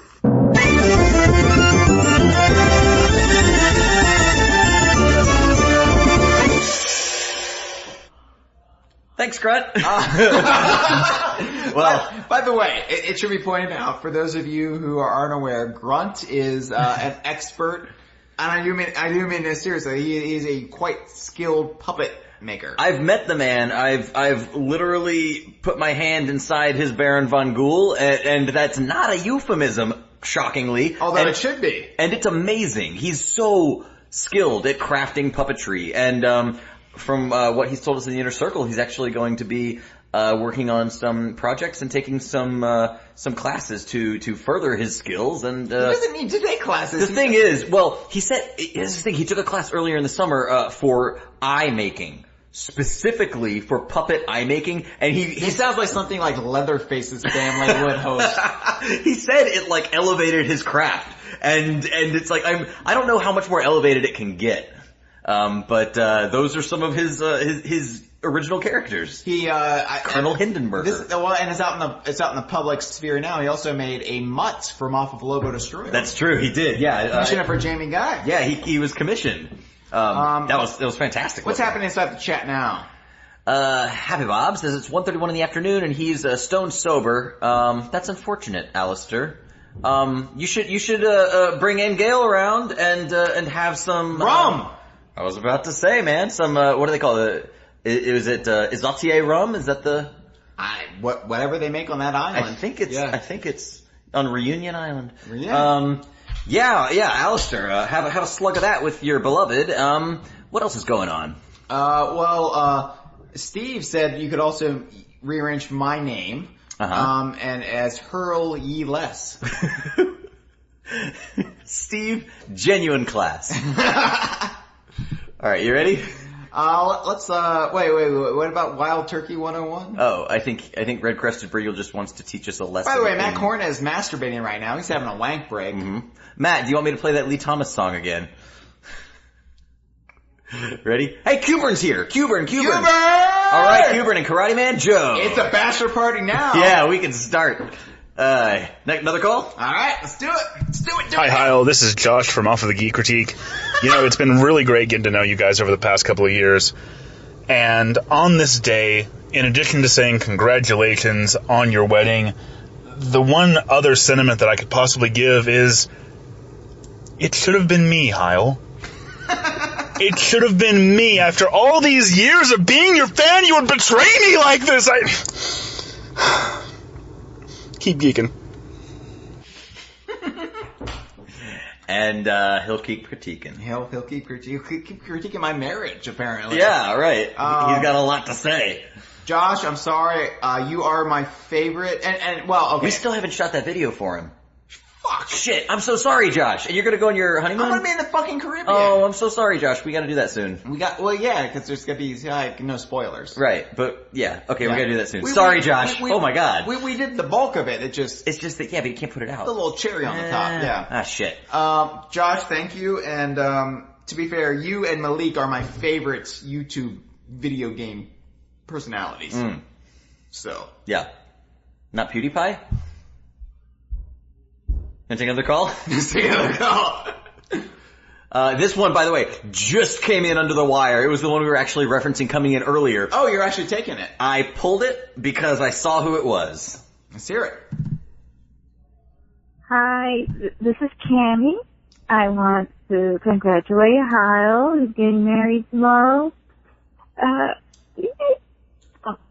Oh god, there's that anxiety again. I am so sorry. You're doing great, I wish you the best. And you know, you and Michelle, you guys, something in New York. So, you know, you, her, Chad, Janelle, and I can meet you guys all together, and it'll be really awesome. You have a wonderful time tonight, and you have a beautiful wedding tomorrow. Again, congratulations. Thank you, Cammie. These sentiments always mean so much more when they're sloppy drunk. You know? I don't think Cammie was sloppy drunk.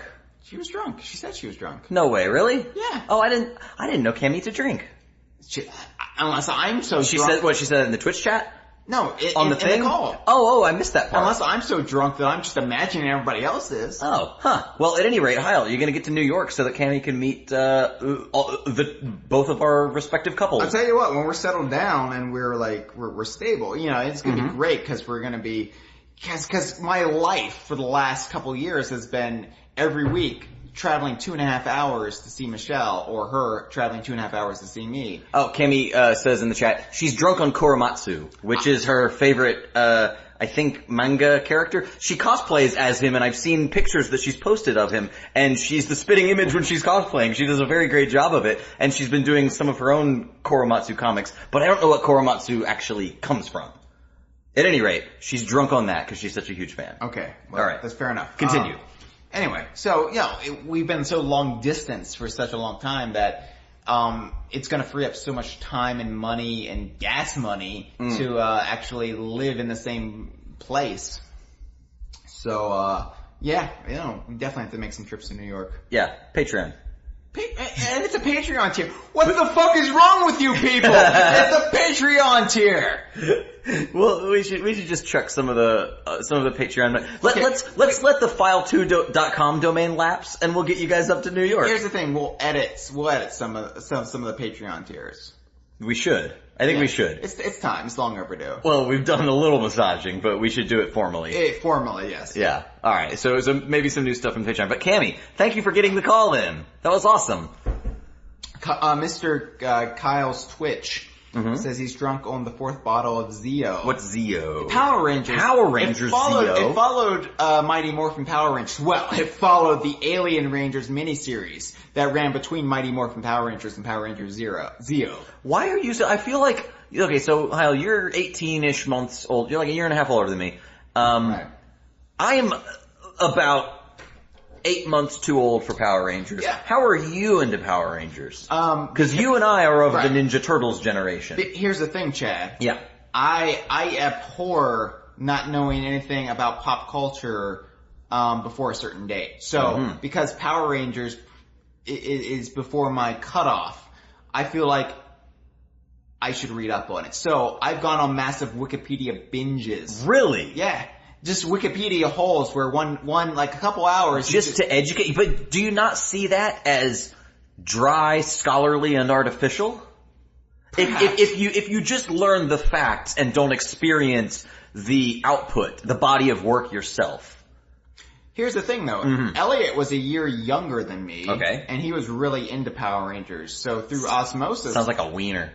Well, you know what? Sounds like a future juggalo. I don't know what we did in Texas. What you did in Texas. But in Virginia, I think the age cutoff for Power Rangers was a little bit different. Okay. Maybe. Anyway, so he had some Power Rangers figures, so that like stirred the curiosity in my head, and then when I had the tools like Wikipedia, I was able to do the research, and I was like, okay, this is what Power Rangers is. It's interesting because they followed like a cohesive continuity and canon up until like the second movie? Did they do 2 movies? They did, 2. It was after the second movie. Because there was Ivan Ooze, right? Ivan Ooze was in the first movie, which is actually non-canonical. What? Well, I think it's like Donkey Kong Land 2. You cannot do that. Well, no, you can do that because Legend of the Crystal Coconut. You can do a movie that's non-canonical. Here's the thing, though. I think you can massage it in like Donkey Kong Land 2. You just have to be creative, and I don't know if enough Power Rangers fans are that creative. But you don't really have to do Donkey Kong Land 2. Yes. I thought you said the first one. I was that's right there. Okay. But Turbo, a Power Rangers movie, followed the last season of Zeo and introduced the concept of Power Rangers Turbo, and that is considered fully canonical. And Power Rangers Turbo was the 3rd full series. Then there was Power Rangers in Space, which concluded the saga of Zordon and Lord Zed and Rita Repulsa. And then it was followed with Power Rangers Lost in Space, which had the character of Bulk. How the fuck? So this is all from a wiki hole. I've read up on it a few times. Yeah. Wow. So how is it that this captured your attention enough and yet you didn't make a Power Rangers universe website, or were you already betrothed to DK? I tried watching some clips on YouTube and I thought it was utter shit. Wow. But the character of Bulk was in Lost in Space, even though that kind of started a new storyline. Okay. And then after that, they just rebooted the show every year. It's interesting where your passions have taken you. I'm not even passionate about this. I just wanted to know. Your passion for knowledge. You're like a Sprunger from Futurama. I'm very good about bar trivia. I'm excellent at bar trivia. Dude, we should team. You come to New York and we'll be on a bar trivia team and we will clean up. Except with sports, we're gonna suck at sports. No, I'm terrible at sports. I always fuck up on sports. Unless it's like, I guess. Which NFL star knifed his ex-wife? Yeah. Deion Sanders. Right? Right. Yeah, for the 49ers. William the Refrigerator Perry, I know that name. Yes. Chicago Bears. I would write in Super Bowl Shuffle. Steve Mongo McMichael. So, Hyle. Those are the calls that were contributed from our listeners. Wait, that's all? From our listeners. Okay. I've got a lot more to go through. Wait. Alistair is they're talking about Power Rangers in our chat. How did that happen? How did that? Because we spent like 5 minutes on a Power Rangers jag. By the way, Chad. Andy Robinson. Andy Robinson. That's 2. That's 2. Yes, sir. Yeah, you take distinct sips. I take double wide single sips. Yeah, I take McCanna Mad Hatter size. I haven't even broken up the rum yet. God help us. No, you're saving the rum for the last one. We're not touching the rum until then because then we will die. But we're Sea of Thieves shills, Chad. Sea of Thieves shills, that's true. Well, Why am I whacking myself with the bottle opener? It's, I do the same thing. Idle hands, you mess with shit. That was a movie with, what's her name? Dark Angel lady. Dan Castellaneta, who played the robot devil. No. There's a movie called Idle Hands. The devil's hands are idle playthings. Right. I understand the Futurama reference, but... I made one like a minute ago. It wasn't Alyssa Milano. From Who's the Boss? Yeah, who's Dark Angel? James Cameron's Dark Angel. Jessica Alba? Jessica Alba. Yeah. She was in Idle Hands. I love how you called it James Cameron's Dark Angel. That's what they filmed it as. The full title.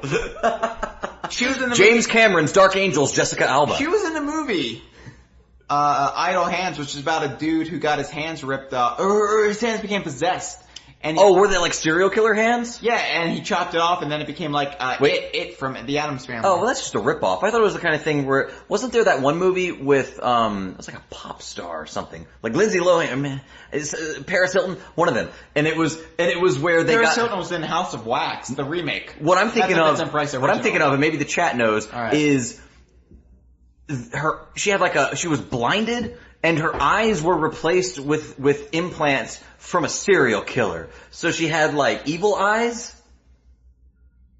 Maybe someone knows. Maybe I'm just making this up like the Gandalf thing. Wasn't Evil Eyes a song by I don't know, probably like the Eagles, probably like a witchy woman thing. The 70s were full of this. I want to say Steely Dan, but that wasn't witchy Steely Dan. woman. Those evil eyes. See her, Hotel These ones are like certainly not. California. This might be the Kongversation series finale because we're gonna get devoured by these gnat creatures. Yeah, these flies are. I feel like they're deer ticks or something. I don't know what these things are. It's like Mario Paint. Remember that game in Mario Miss Paint? Hoover, you have Lyme disease. Remember the swatting game in Mario Paint? Of course.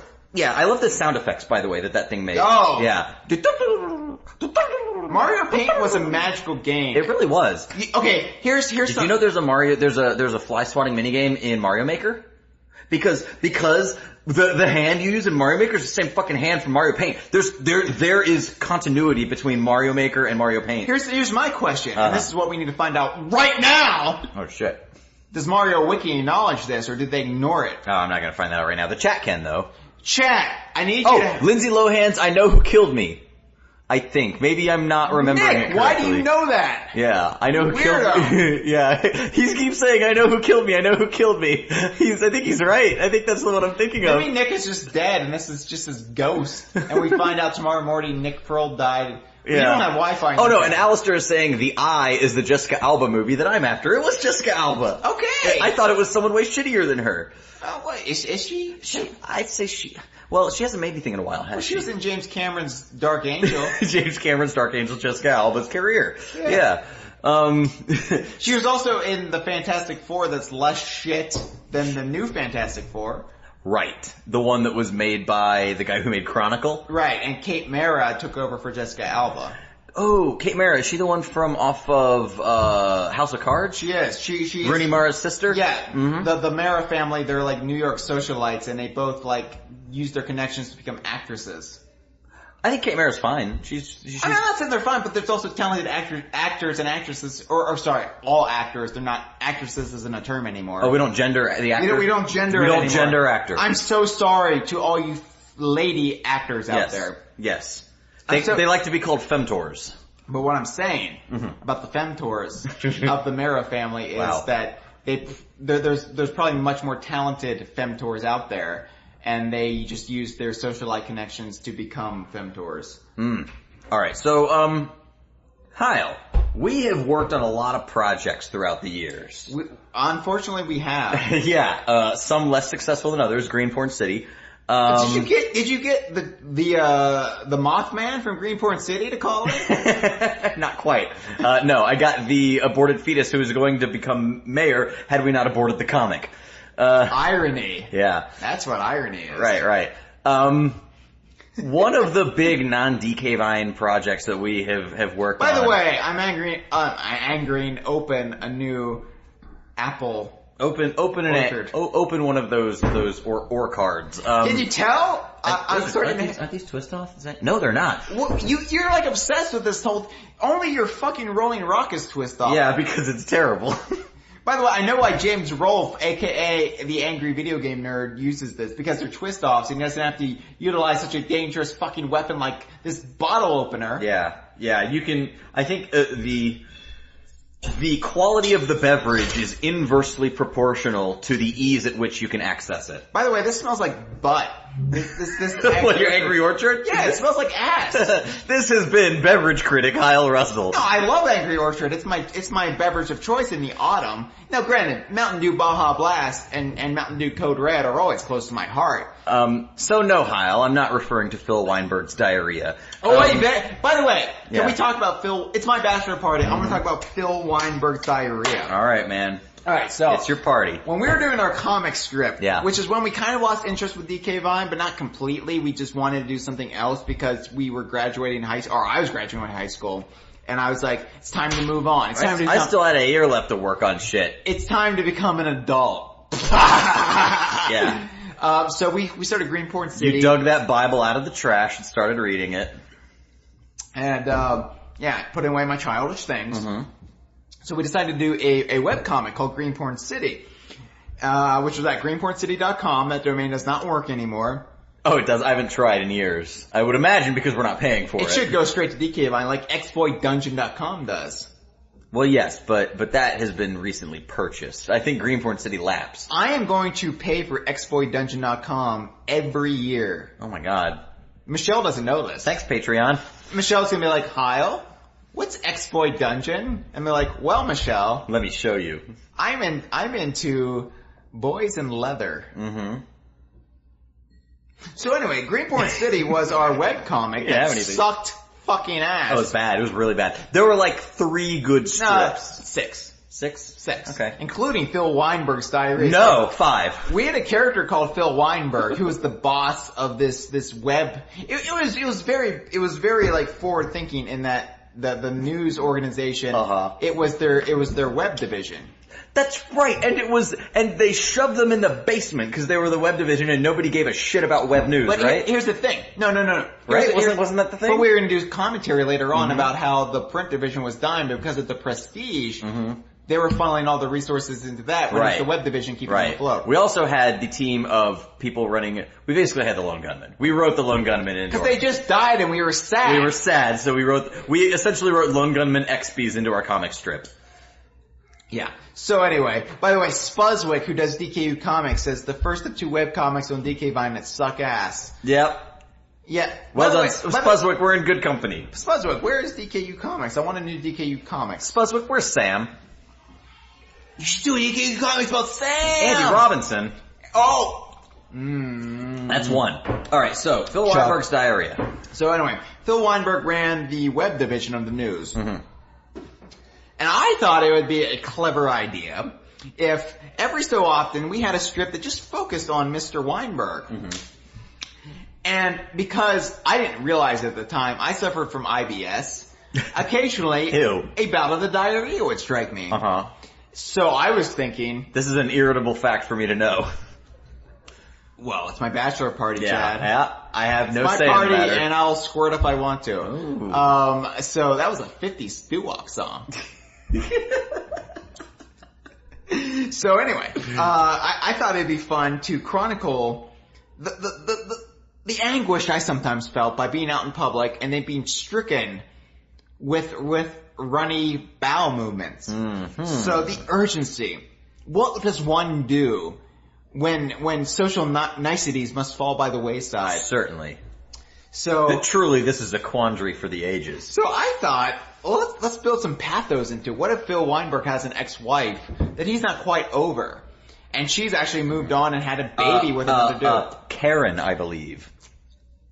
Yeah, that sounds like right. Yeah, that's about right. I haven't checked Greenporn City Wiki in some time. So this comic haunts me. I haven't boned up on Greenporn City like I have with Power Rangers. No, I believe it's the ex-Ms. Karen Weinberg.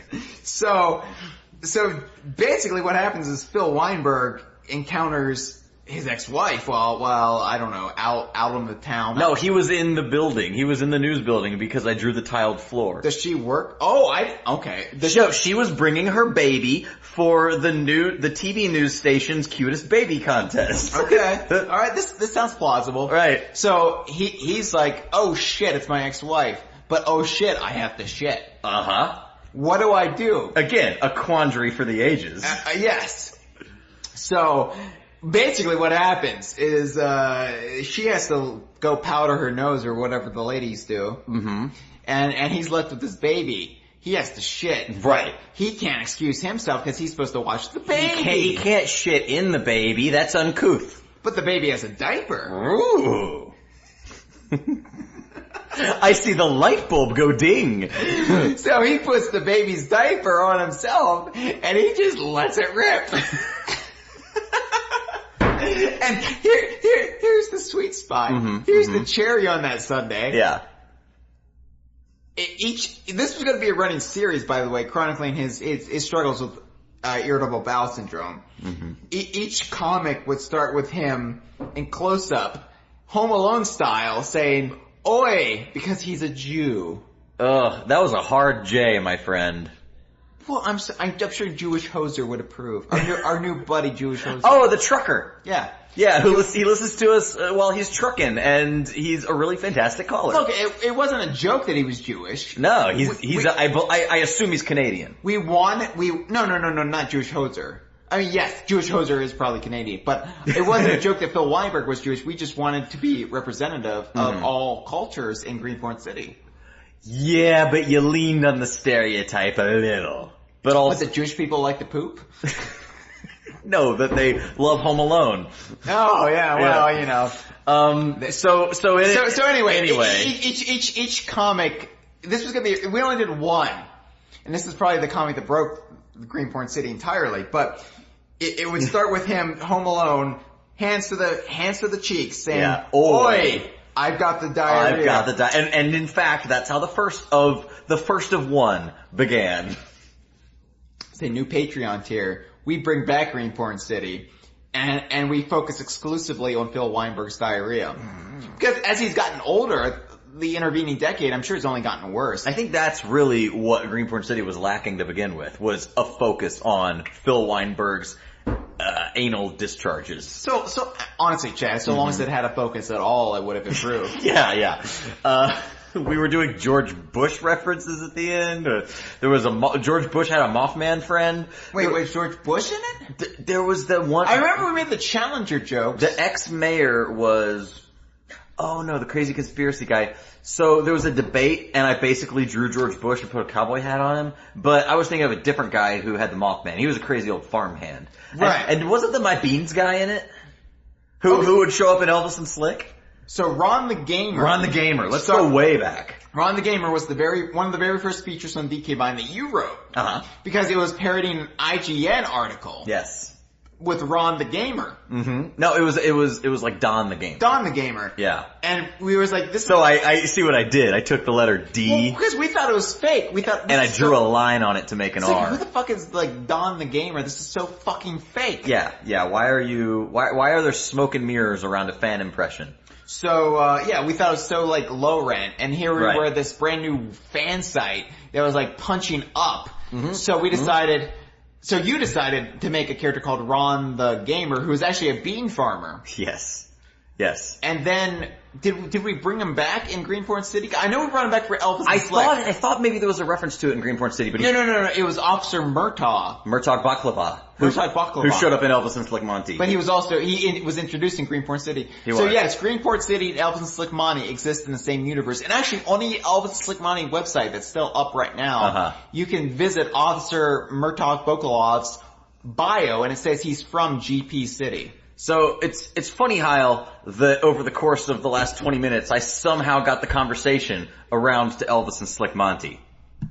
Hey, Hyle, Matt Mole here. First of all, congratulations on getting married. And also, thanks to you and Chad for letting me play 10 goofy roles for 10 whole years on Elvis and Slick Monty. Had an awesome time working with even more awesomer people. Oh, and one more thing. My beans! Take care, guys. Love, Matt. That's pretty weak, Matt Mole. That's Matt Mole from the Navy.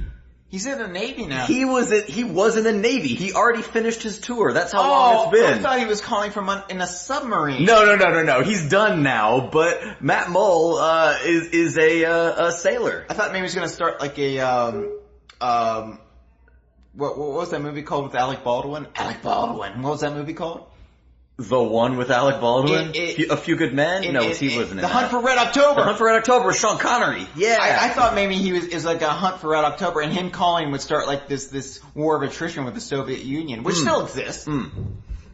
So, you got a little Ron the Bean Farmer. My beans! That takes me back. That guy who called in was the Bean Farmer. I can't believe Matt Mole called in, man. That's nothing to do with Donkey Kong. Not even close. We've been alienating the general public. Now we're alienating our own audience. Malik though is touched. Malik, the cartoon gamer on YouTube, check him out. Yeah. Along with Josh from the Geek Critique, he is my favorite YouTuber when it comes to game content. He says this is truly heartwarming, and not heartwarming like worms in your heart, like your cat would get. You don't want that. Yeah.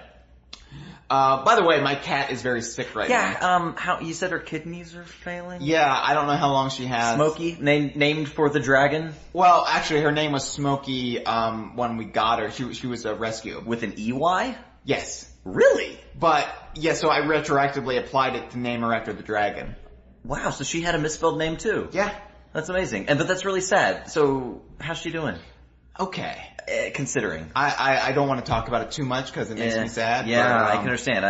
One of my two cats died about a year ago. No, I remember right after E3. And in the middle of Janelle's surgery, yeah. So I just imagine that good things in your life leads to sad circumstances when it comes to your pets. I'm hoping she hangs on a little bit longer. We were going to take her with us, and now we're not quite sure what to do, so it's just a kind of a wait and see situation. This is bringing the Bachelor party down. It is, but thanks for calling in, Matt.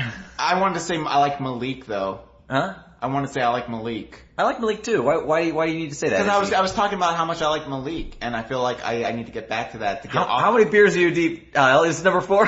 You feel like, I just want to fuck all that. Fuck the cats. I just want to talk about Malik for a while. Here's my thing though. Malik makes me happy, and I love my cat, but I don't want anything bad to happen to her. So, and she's 16. She's had a good life. I got her like a couple weeks after I got Banjo-Tooie. Yeah.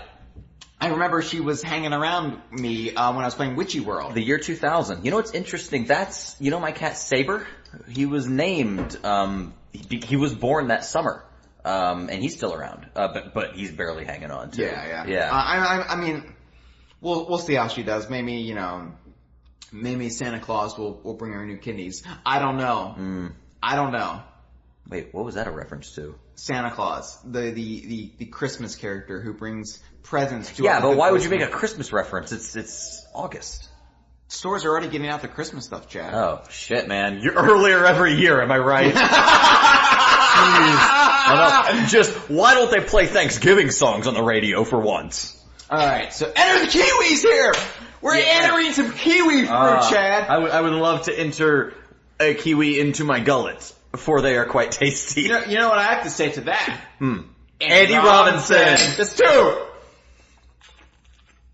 want to take another call? Logfrog Bog. Was he here before? Logfrog Bog. I don't know if he was, but we can call him out. Logfrog Bog. Okay, Geek Critiques, Josh from the Geek Critique. From the Geek Critique. He says, my cat was born around the same time as Diddy Kong Racing DS.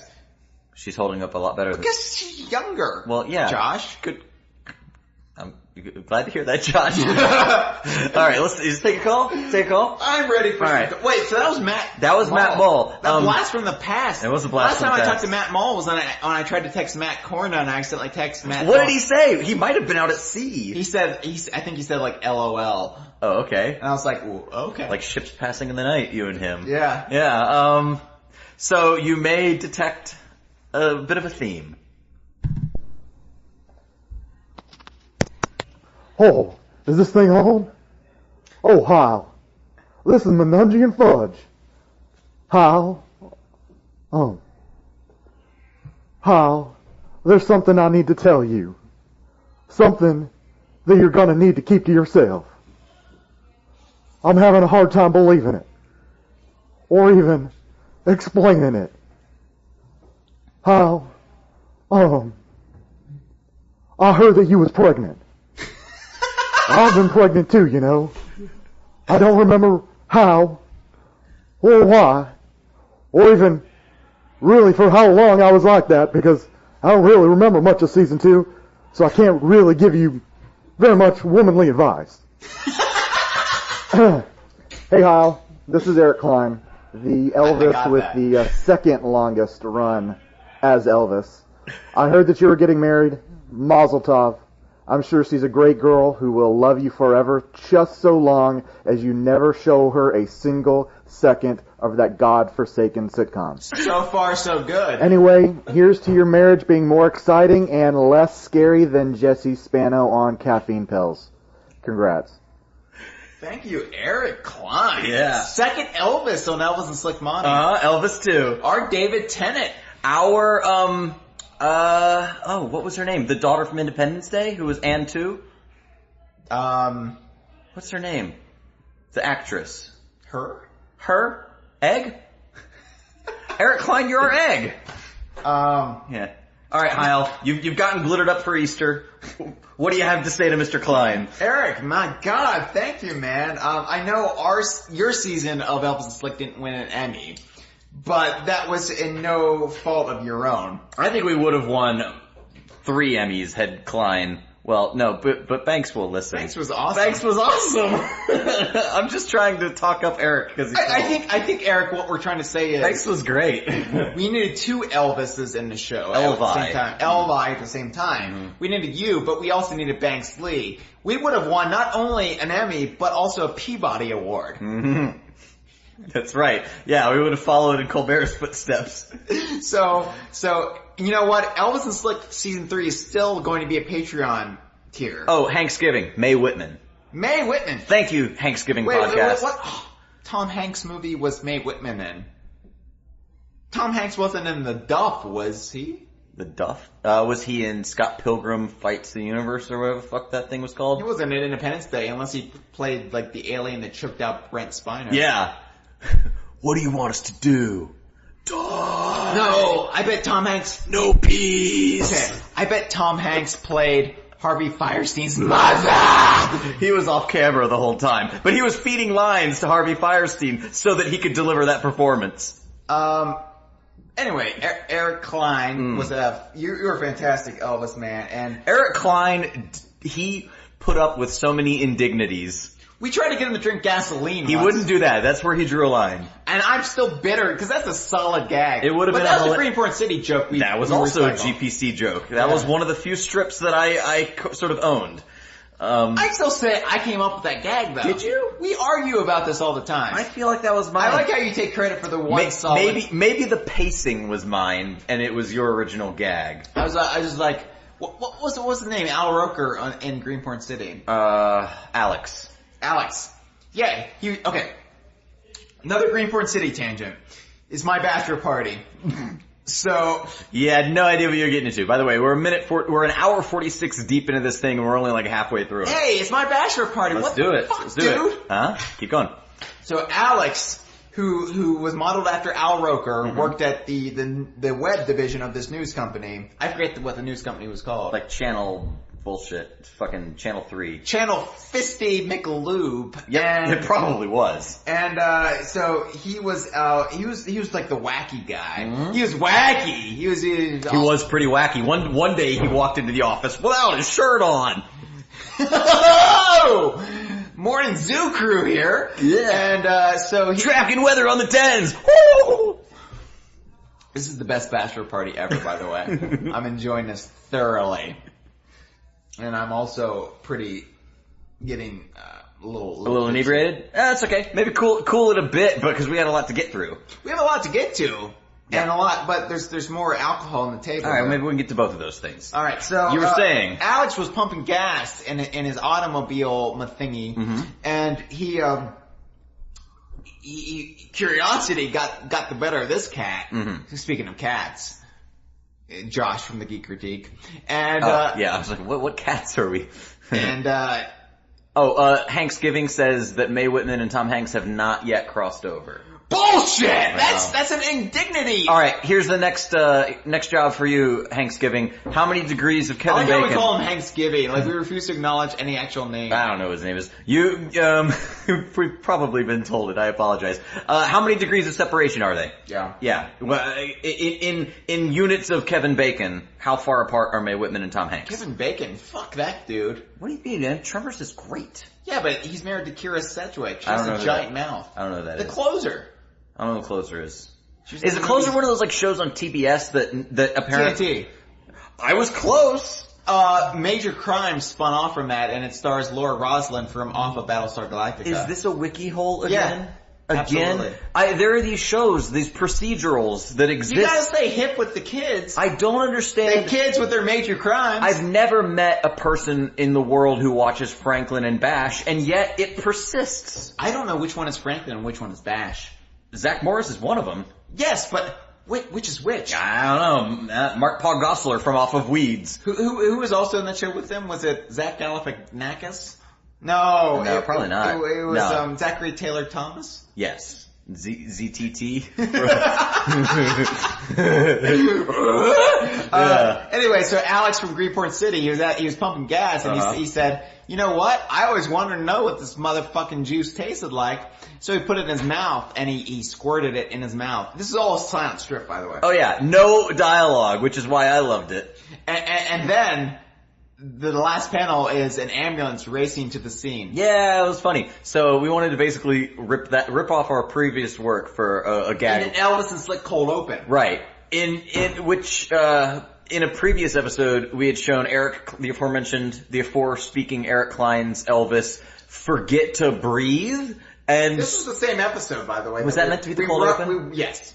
That was 104, Elvis's song. Was it that one? With Donnie Q. Donderly. Donnie Q. Donderly, another Matt Mull character. Who was very flamboyant, and I regret that character.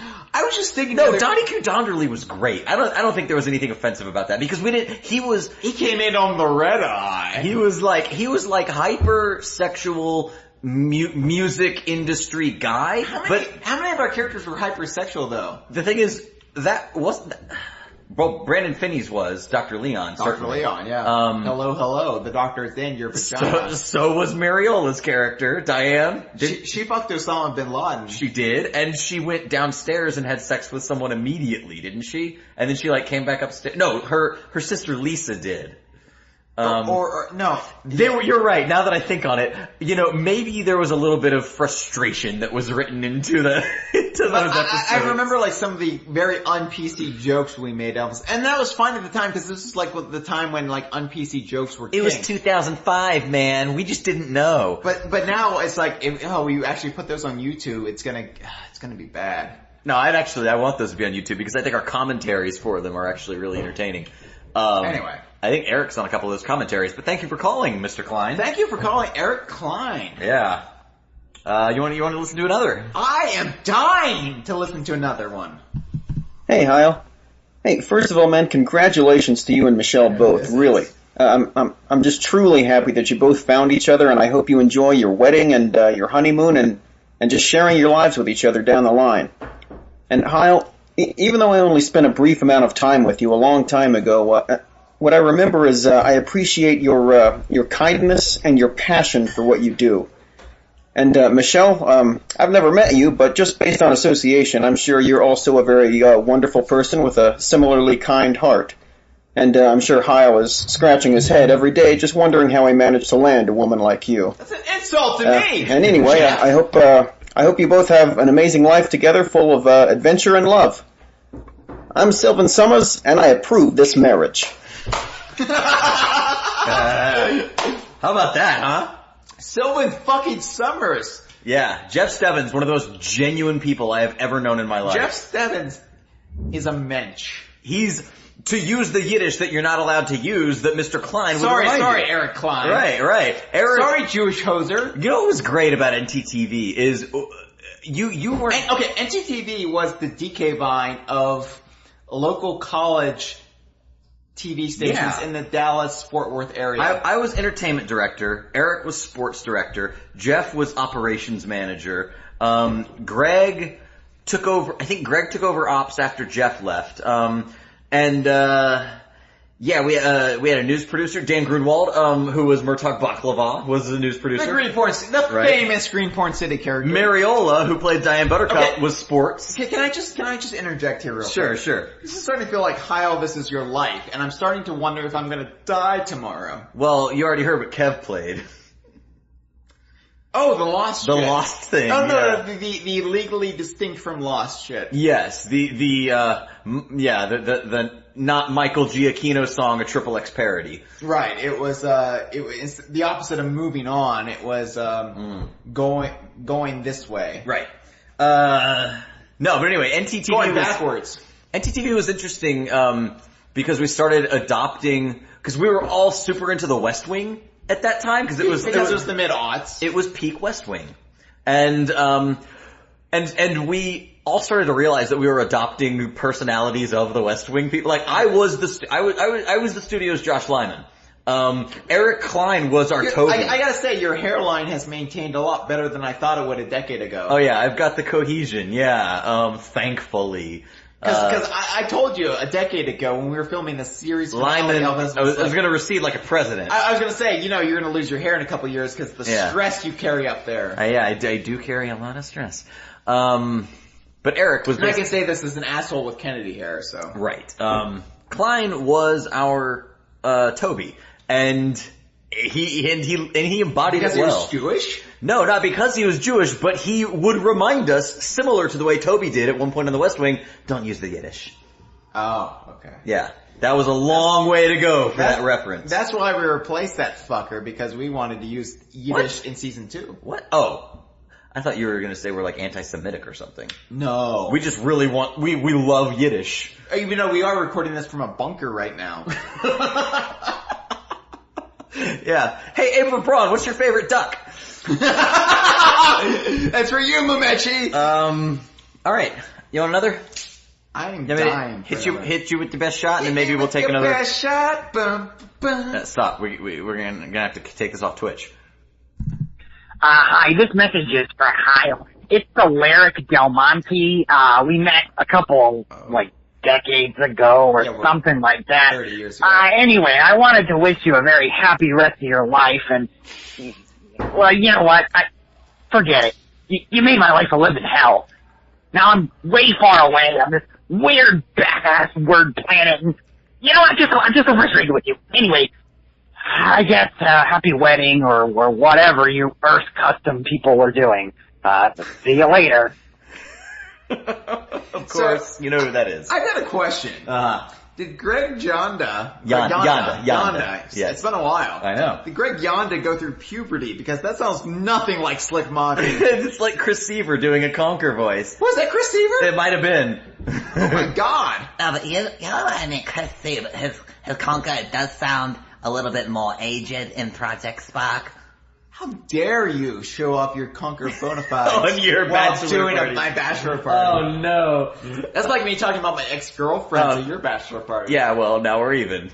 Because apparently those things are equatable. Fist bump! Yeah. Nah, Mr. Yonda. You know what I thought was interesting about that call? Enlighten me. Yeah. He referred to him, Slick Monty, referred to himself as Celeric Del Monte, which suggests to me that he spends all of his nights looking at Elvis and Slick Monty Wikipedia pages. No, actually, it suggests to me that he does in no way endorse the nickname of Slick Monty. I think that that's something that when Elvis met him, he just didn't know how to fucking pronounce it. Oh, yeah. And he just decided, you're Slick Monty now. No, that's canon. Is that canon? When was that established? That's soft canon. Was that in the Bible? That was in the, Pastor story, the Not in Kabul story, that introduced the characters. Oh, so it was, but the characters were very different. Elvis was kind of insidious and very mean-spirited. Yeah, but he still has the best line in that. You're a hunka giant fly. And we almost use that in the intro credits. So anyway, I just love the idea that for the entire series, anytime anyone referred to him as Slick Monty, he was just fuming inside. By the way, we completely lost the DK Vine audience. We'll get him back. Let's see what's happening in the chat. Alright. They're talking about Toy Story 2. We've definitely lost them. We better talk about Donkey Kong real quick. Alright, we should. Hey Chad, what's your favorite animal buddy? Squitter. What's your favorite animal buddy? Squitter. Awesome. Hey, let's take an intermission so I can pee. I might have to pee again too. Alright. I've got a tiny bladder. Let's not cross the streams. Alright guys, we'll be back in a few minutes. Until then, enjoy Lee Thomas, The Saga in Song.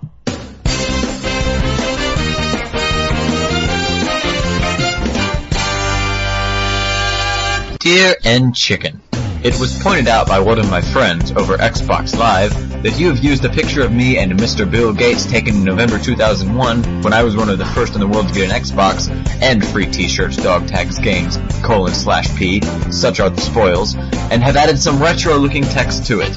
Not only is the joke therein unfunny, it's also misrepresentative of my gaming allegiances and character. Please write to me for permission once you have taken it down. Thanks. See y'all around. From Lee. Xtag Lee X81.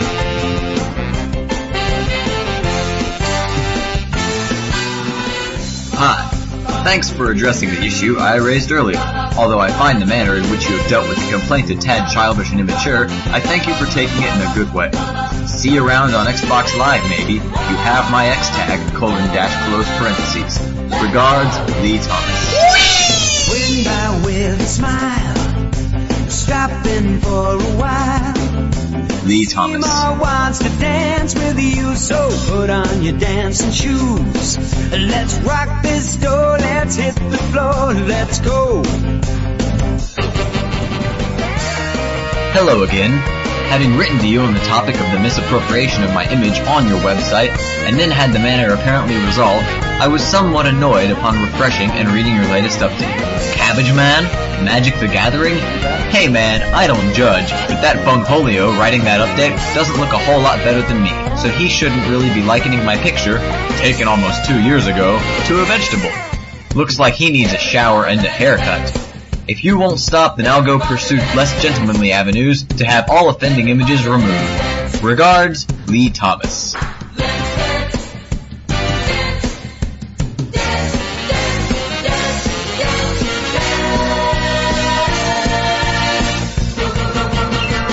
was all thanks to an explosive chestnut. Turntables. Electrifying turntables. And we both may need another intermission song. Someone give me a link. Something that's not gonna get copyright flagged. How are we doing? Oh my god. So, I just saw in the chat, Hyle's now taking his turn. Jewish Hoser was actually listening while we were talking to him. I guess he had Twitch going on his cell phone or something. That's amazing, dude. Who else do we have? Oh, so Hyle was talking in the chat. Holy crap. Hi, Thea is Hyle. I QM a little tipsy, ha ha ha. In Hyle's defense, we do have the microphone, the Yeti Blue. It's a sizable microphone, like positioned on the laptop in front of the trackpad. So he has to sort of reach around in a weird twister-like configuration, of course, by which I mean Bill Pullman and Helen Hunt, to actually type. So when he says, I am Siunk, he's playing it up a bit. Or that's just the fact that he's reaching around a very sexy microphone.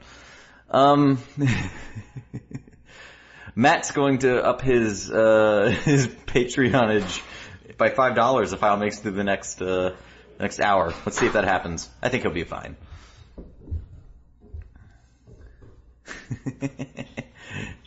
Alright, Spuzzwick is giving me a link for the next intermission. Alright, let me, oh shit, yeah. I gotta use this. Alright, Hyle, so I'll probably cut this out of the final one. I'm preparing another song for our next intermission. How you doing, man? I'm doing good. Yeah? You enjoying this? I am. This is awesome. So this is how well I'm doing mentally. I wrote DK Vine to YouTube instead of YouTube to MP3. It's a good thing you're gonna have a ride back. Yeah. Well, I wouldn't be able to navigate this weird forest. You'd wind up in Bruce Wayne's cave. Yeah. Not even his bat cave, I'm talking about his anus. Oh my. Wow, you really are doing alright. Now, which Bruce Wayne would you want to bang? This is the question. Adam West, man. Oh, I mean, prime 60s Adam West or Adam West today? Adam West today is not a Batman. He's not a Bruce Wayne. Unless you're Batman, you never go Black Man. Look well. You never go Batman. I would go with Look Well. How about that? I don't know, because the Conan O'Brien, Robert Smigel pilot that never got picked up. Here's the thing. I understand the reference. You understand what Look Well is, of course. Michael Keaton would hang upside down, so he's into some of that freaky S&M 50s Shades shit. Wow, you're like a BuzzFeed writer. You're making these weird associations that don't exist. Val Kilmer. Yep. He would gain a lot of weight, and it would be sad. Yeah. George Clooney. I mean, who wouldn't want to kick him out of bed? George Clooney, he was worse than Kilmer. That was a line from Greenpoint I think City. I want to bang George Clooney. You want to bang George Clooney? Yeah. Michelle? That was a very Riddler-esque laugh. Are we still on the air? No, we're definitely on the air. We're still streaming. I'm just trying to find out where the chat is. Oh, it's my Chrome window. You need to tell people Jewish Hoser is here. Oh no, they know because I read out Is this going to be in the final show, though? Some of it might be. I want people to be clear that Jewish Hoser is in the house. In the house! In the proverbial hizzy. In the hizzy! Alright, so, I don't know at what point I'm gonna cut that to return to the show. I might just leave it all in because, hey baby, it's jazz. It's a bachelor party. Chad, Jewish Hoser is here. Jewish Hoser? He's gonna be listening to this in his truck. Oh, Tom Hanksgiving has a result for us. Mae Whitman was in Independence Day with Bill Pullman, who was in Sleepless in Seattle / A League of Their Own, both of them with Tom Hanks. Tom Hanksgiving. I am going to get a Rolling Rock in your honor. I already opened a Rolling Rock. Well done, Tom Hanksgiving. Bottle opener. No, it's a Rolling Rock. You twist it. Oh, well, let me twist. Yep. You got this? Come on, let's do the twist like we did last summer. You're gonna shred the palm of your hand. To you, Hanksgiving podcast, I say, Andy Robinson! That was terrible. Oh shit, that got beer on my microphone. Alright. Is beer on my microphone like a country song? Yeah. I got beer on my microphone. My wife fucked my dog and left me. Did you take 2 drinks? No, I didn't. I took 1. But I just said Andy Robinson again, so now I have to take a 3rd. Fucking cunt burgers! Andy, I don't know why we're doing this. I'm so sorry. Andy Robinson's gonna be honored. He should be, actually. I would be honored. We love Andy Robinson. So, we're in his entourage. The next category of calls was, that was nice. Is Hyle. Wait, you didn't get Mariola Schmid? You didn't get... Mariola, I was talking with her about it. And Brandon Finney? I was talking with him. So, there were a bunch of folks that I reached out to. What about Jimmy Bagwell? I reached out to Mark Mosley as well. There were a lot of people... Brent Barron! They weren't... I reached out to Brent, who was our boom guy and did a fucking awesome job. Except all those times the boom mic dropped in shots. That was my fault. Oh. I'm the director. I was the director / DP, except in the last episode when Jimmy McCoy was DP. McCoy? Where? Jimmy! I don't know where Jimmy is. Jimmy's disappeared. You're breaking my heart, Jimmy. Maybe he'll hear this. Jimmy McCoy. I thought that I was gonna... He won an Emmy before us. Jimmy did win an Emmy the year before us. Oh, I was so jealous that whole year. Post-cognitive. I was so jealous. That Twilight Zone... homage. Let's call it that. Yeah. I was so jealous. That was like my motivation that entire year. Must be Jimmy McCoy. Dude, that was you from afar. Can you imagine what it was like at NTTV? I was entertainment director, and fucking Jimmy McCoy got an Emmy before me. When I was out there to film the finale, I saw like his Emmy, or it was the network's copy of his Emmy. Yeah. And I was like, I want that motherfucker. I know, dude. And it granted, I mean, I don't know what I did, but. Yeah. So, but Jimmy's disappeared. By the way, this Rolling Rock. Yeah. It's like a donkey diarrhea in your anus. It's like a giant floppy-dicked elephant took a piss in my butthole. Can I have $1 million, please? Please, $1 million / subscribers. Anyone. By the way, this is not like a JonTron diatribe. We actually really like the Angry Video Game. I don't really like him, but I have no ill will toward him. I remember when I was living in Los Angeles, I started watching his shit and I was like, He's alright. We can do this shit. And he has kind things to say about DKC. Yeah, and Donkey Kong Land. Yeah, actually. So I remember like liking him, and I remember I was like, oh man, we should go back to DK Vine and like really like turn that ship around. And Alistair is disappointed we didn't get the Elvis and Slick Monty Sucks MySpace author. You remember that guy? I remember that guy. Yeah, that was a real guy who was a volunteer at NTTV and had a show called Normal Street.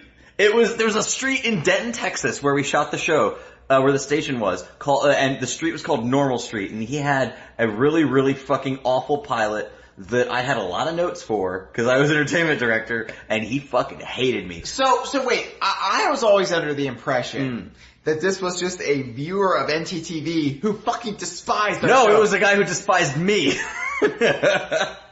Chad, you just make friends wherever you go. I know. I'm great. In fairness, it was my job. You know. Yeah, I know. It was my job. But But here's the thing. I was Moonbest. We were trying to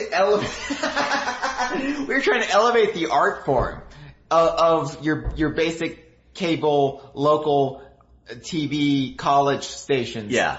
We were shooting for the moon with Elvin Slick Monty. We were saying we can create a serialized sci-fi comedy epic drama. All right. And you just want to do Normal Street? No, it wasn't like that. The problem was it was mumblecore, which I don't have a problem with in and of itself, but the production value was not up to like a Kevin Smith level, which I wouldn't expect from someone. But the fact Tusk. Craig Duncan's a big fan of Tusk. Is he? Yeah, he tweeted very, very kind things about it just yesterday. Craig, I love you. There you go, Craig. Nothing else. Pure adulation. I think you're doing a bang up job over at the Rares. I have been, let's. And I say this 5 beers. Let's talk about this. I'm working on my 4th. Craig Duncan is. I'm shocked. I'm shocked. And how much I like him. Which sounds weird, but he's the position that he's in. Oh, it's the Rare Shilling Hour on the Kongversation. We're on the topic. You went. How do we get here? Tusk. Anyway, I'm shocked at how much I just say that you love me. Tusk. Yeah. What are we doing? Werewolf credits? Fleetwood Mac, but yes. Yeah. Werewolf credits. From MST3K. Dude, this one is like reference loaded. People are going to be, Saf is going to be, is going to be picking this apart for, years. You know what I'm happy about? You know what I'm happy about? Uh-huh.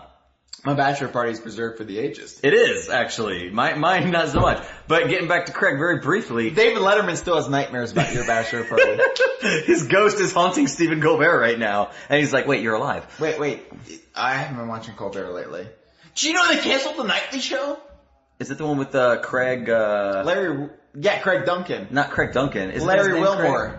Oh, I thought you went, wait, what's the one that's after Stephen Colbert? That's some weak tea, Chad. Yeah, I wasn't keeping it 100. Yeah. No, who's the guy who's on after Stephen Colbert? Isn't it Craig something? That's the British guy. The lodger. He was on Smith's Doctor Who. He was on Doctor Who, and he was a companion for like one episode. With the baby. His name is also Larry Wilmore. I thought it was Craig something. Craig, Jimmy Doohan. He's Jimmy Doohan. Craig, I don't know, Angel Food Cake, I don't know. I don't know, anyway. I think because he's a very pudgy man. It's really surprising to me that someone who is the head of a major game studio is so Why are we blowing Craig Duncan? I don't know. It came up, and I just thought it was astonishing how much I genuinely like the guy. I've broken bread with Craig Duncan. Several times. Yes. But it's like, it's the weird thing where it's like, he's really disarming in the way that he's like, oh, just a normal guy. I want to talk to you about games. He likes Batman. He does like Batman. Yeah. You know what else? You know who else I really like? Bobby, Lemerad. Yes. Is that what you're gonna say? No. Oh, but he likes Batman too. I like him though, but you know who I also like? Andy Robinson. Andy Robinson. We're blasting off. Here we go. Wait, what were we talking about? I don't fucking care. By the way, if there's no continuity, and if we start a tangent and we don't finish that tangent, that's just because I am 5 beers in right now. It's your bachelor party. It's my bachelor party. And you'll tangent if you want to. Instead of strippers, besides scraps and Saf, who might be here. We hope. I have tangents coming out of the cake. Cubert, Andy Throbinson. Andy does get me a little hard. Oh my god, Hyle. You're such a Playtonic shill. I would edge to him. Oh, Jesus Christ. This is going nowhere good. It's my bachelor party. The next category of callers, because I can't afford another 20-minute segue into Elvis and Slick, is folks with whom you have collaborated on DK Vine and DK Vine related projects. My food! So, cause Elvis, or Slick Monty used to say food instead of shit. Because he's a fly. And he eats shit. He eats shit as flies do. And then the Academy of Television Sciences said, yes, award please. Here you go. It's our most prestigious honor. You're right, man. Next stop, Peabody. So anyway, we heard from Joe Mudd. Special Agent Ape is leaving? Oh, man. He's got a jet. Alright, good night, Ape. Yeah, it was awesome getting to see you over at the E3. Hey, thanks for running from my bachelor party like Chad ran from his. Yeah, to you, Ape, we say Andy Robinson. Andy Robinson. Oh, that's 2. Alright, so, you alright, man? He's got a mouthful of beer and he's clapping like a cymbal clanging monkey. Rock and roll Martian! Rock and roll Martian! Hey everyone, it's me. It's Mikhail's Navy himself. Grandpa Borg, what do you want, kid? You want a little symbol monkey?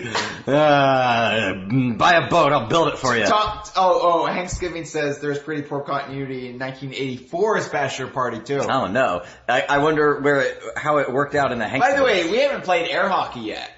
We're not gonna play fucking air hockey. I love air hockey! There's an air hockey table in this basement because where in Virginia is there not a basement air hockey table? I just assume this is a stereotype of you people. You know, I was gonna say they vote for Donald Trump here, but actually Virginia's like 13 points ahead for Hillary right now. Fuck, really? Yeah. Oh man. Wow. I feel so bad for everybody. Hey, I'm with her. I'd bang Hillary. Oh, Jesus. If I was single. Hang on a second, you're about to get married. I know, if I was single, and I had enough Rolling Rocks in me. Why do we need to make a sexual object out of Hillary Clinton? I would bang Howard Dean. Fair enough, man. Yeah! Yeah! So anyway, Joe was meant to be the first caller in this. I killed a fly! No! With your Rolling Rock? Oh, it's fine, he's still crawling around. You're still going to telepod with him. Hey, telepod. Telepod. Yeah, we're doing air quotes on this side, but we forgot that this is an audio format. By the way, Chad, we're taking this episode to Wisconsin and Idaho. And then we're taking it all the way to the White House! Yeah! The people playing cards upstairs are wondering what the fuck's happening. They shouldn't be playing strip poker. It's entirely... They're all family. They're all family, you know. Alright, can we take this to the next call? Yeah, what I was trying to shit. What I was trying to say was the first call in this cluster was Joe, but here's the second call. Oh shit, it's going? Oh, it's going. Hey, this is Jeff. You may know me from, DK Vine. Or perhaps my Christmas special, Jeff Goes to the Zoo. You really fucked those lemurs. Pretty drunk. First time caller. Long time listener. So, bye, Steve. Just leaving a message for Hyle. No! Just want to let Hyle know that I have his dog, and I'm gonna eat it. What? And also to have a good wedding. That too, I suppose. Hang on, we were talking to Steve and he said he was gonna eat your dog. Also, hi Chad. You too. Have a good Hyle's wedding. Thank you. I don't have your dog. I don't think you have a dog. Anyway, rambling. Ramble legs. Hey, hope Hyle gets his message. Bye. Well, apart from the dog eating bit, that was very nice, Jeff. Okay, well, first thing, Jeff, I don't have a dog. I have a cat who's very sick right now, and I'm very sad about it. But don't eat dogs. It's not kosher. No. It's not kosher. Eric Klein and Jewish Hoser would let us know it's not kosher. I don't think Eric's Jewish anymore. I don't know. Well, I mean, genetically. Genetically? I don't think that's how science works, Hyle. I mean, lineage-wise. Okay, fair. Anyway, don't eat dogs. I think that's the takeaway. I think we can all agree on that. Yeah. I mean, what would Project Dream be if they ate the dog? Wait, what? Oh, Edson? There's a dog over there. Oh, Dinger. Dinger the dog. I thought it was Digger because dogs like to dig. No, he's Dinger. There's a dog over there. I better go see if he's alright. Chris Sutherland is a fucking ace. Chris Sutherland, dude, you remember in the fucking, even in the toy box, man, you can feel how tired Laylee gets. Okay, for all the people who say we're rare shells, we've got man crushes on Chris Sutherland. Chris Sutherland is the best. He's great. He's the best around. No one's gonna ever keep him down. Yeah. Is this an 80s montage? I don't know. You know what else was a montage? History does repeat itself with ukulele. You know what else was a montage? What? We referenced montages earlier. I'm trying to remember. That scene from Team America? No! Oh, what montage did we reference? The Help! Not The Help. The Help? movie, the racist movie about the white people helping with black Emma people. Stone? Yeah, no. The Help starring the Ringo Starr. That's right, the montage of stealing Ringo's ring. Remember we got so drunk watching... I don't know why they'd want it, it's just something my auntie gave me. Sounds like Craig Duncan. Hey Hyle, I'm really glad you like Raz so much. It's me, your old friend Craig Duncan. By the way, before Steve goes, I'm gonna read this in Steve's voice, okay? Yeah. Oh, before I go. My cat was 21 when it had kidney failure. The vet thought she had a few weeks left, but she hung on for months afterwards, about 3% kidney function. So your cat will likely live for a long while, still hot. Thanks, Steve. Wow, you read that. That was a really sweet sentiment, and you read it in a shitty voice. I didn't know it's gonna be so sweet. Oh, man. Steve, my cat has about 25% kidney function left, and that means the world to me, because You'll see her when you get back from the Bahamas. For sure. I know. She'll be around a while, man. Don't worry. Andy Robinson. Thank you, Steve. By the way, it should be pointed out that Andy Robinson, a fob. A fob? What's a fob? Like the thing that you use to get into your garage? I don't know why I said fob. I meant FOTS. Friend of the show! Friend of the show, Andy Robinson. Oh, shit! Ah, fuck, I said it. Don't take another call. Wait. Qburn says, what I love about Chris Sutherland is how he looks like someone's uncle, but he can do a voice that could probably throw me in a locker. I don't understand that. What is a voice that could throw you in a locker? What? Oh, does it mean like ultimate combo? Like the Saved by the Bell character Moose? The bully? Mr. Kyle's Twitch says the DKC TV show has a montage at the intro, perhaps a cover of that. You want to sing that real quick? What? DK. Oh, DK. Donkey Kong. Hey yo, look out, here we go. Here comes Banana Slammer.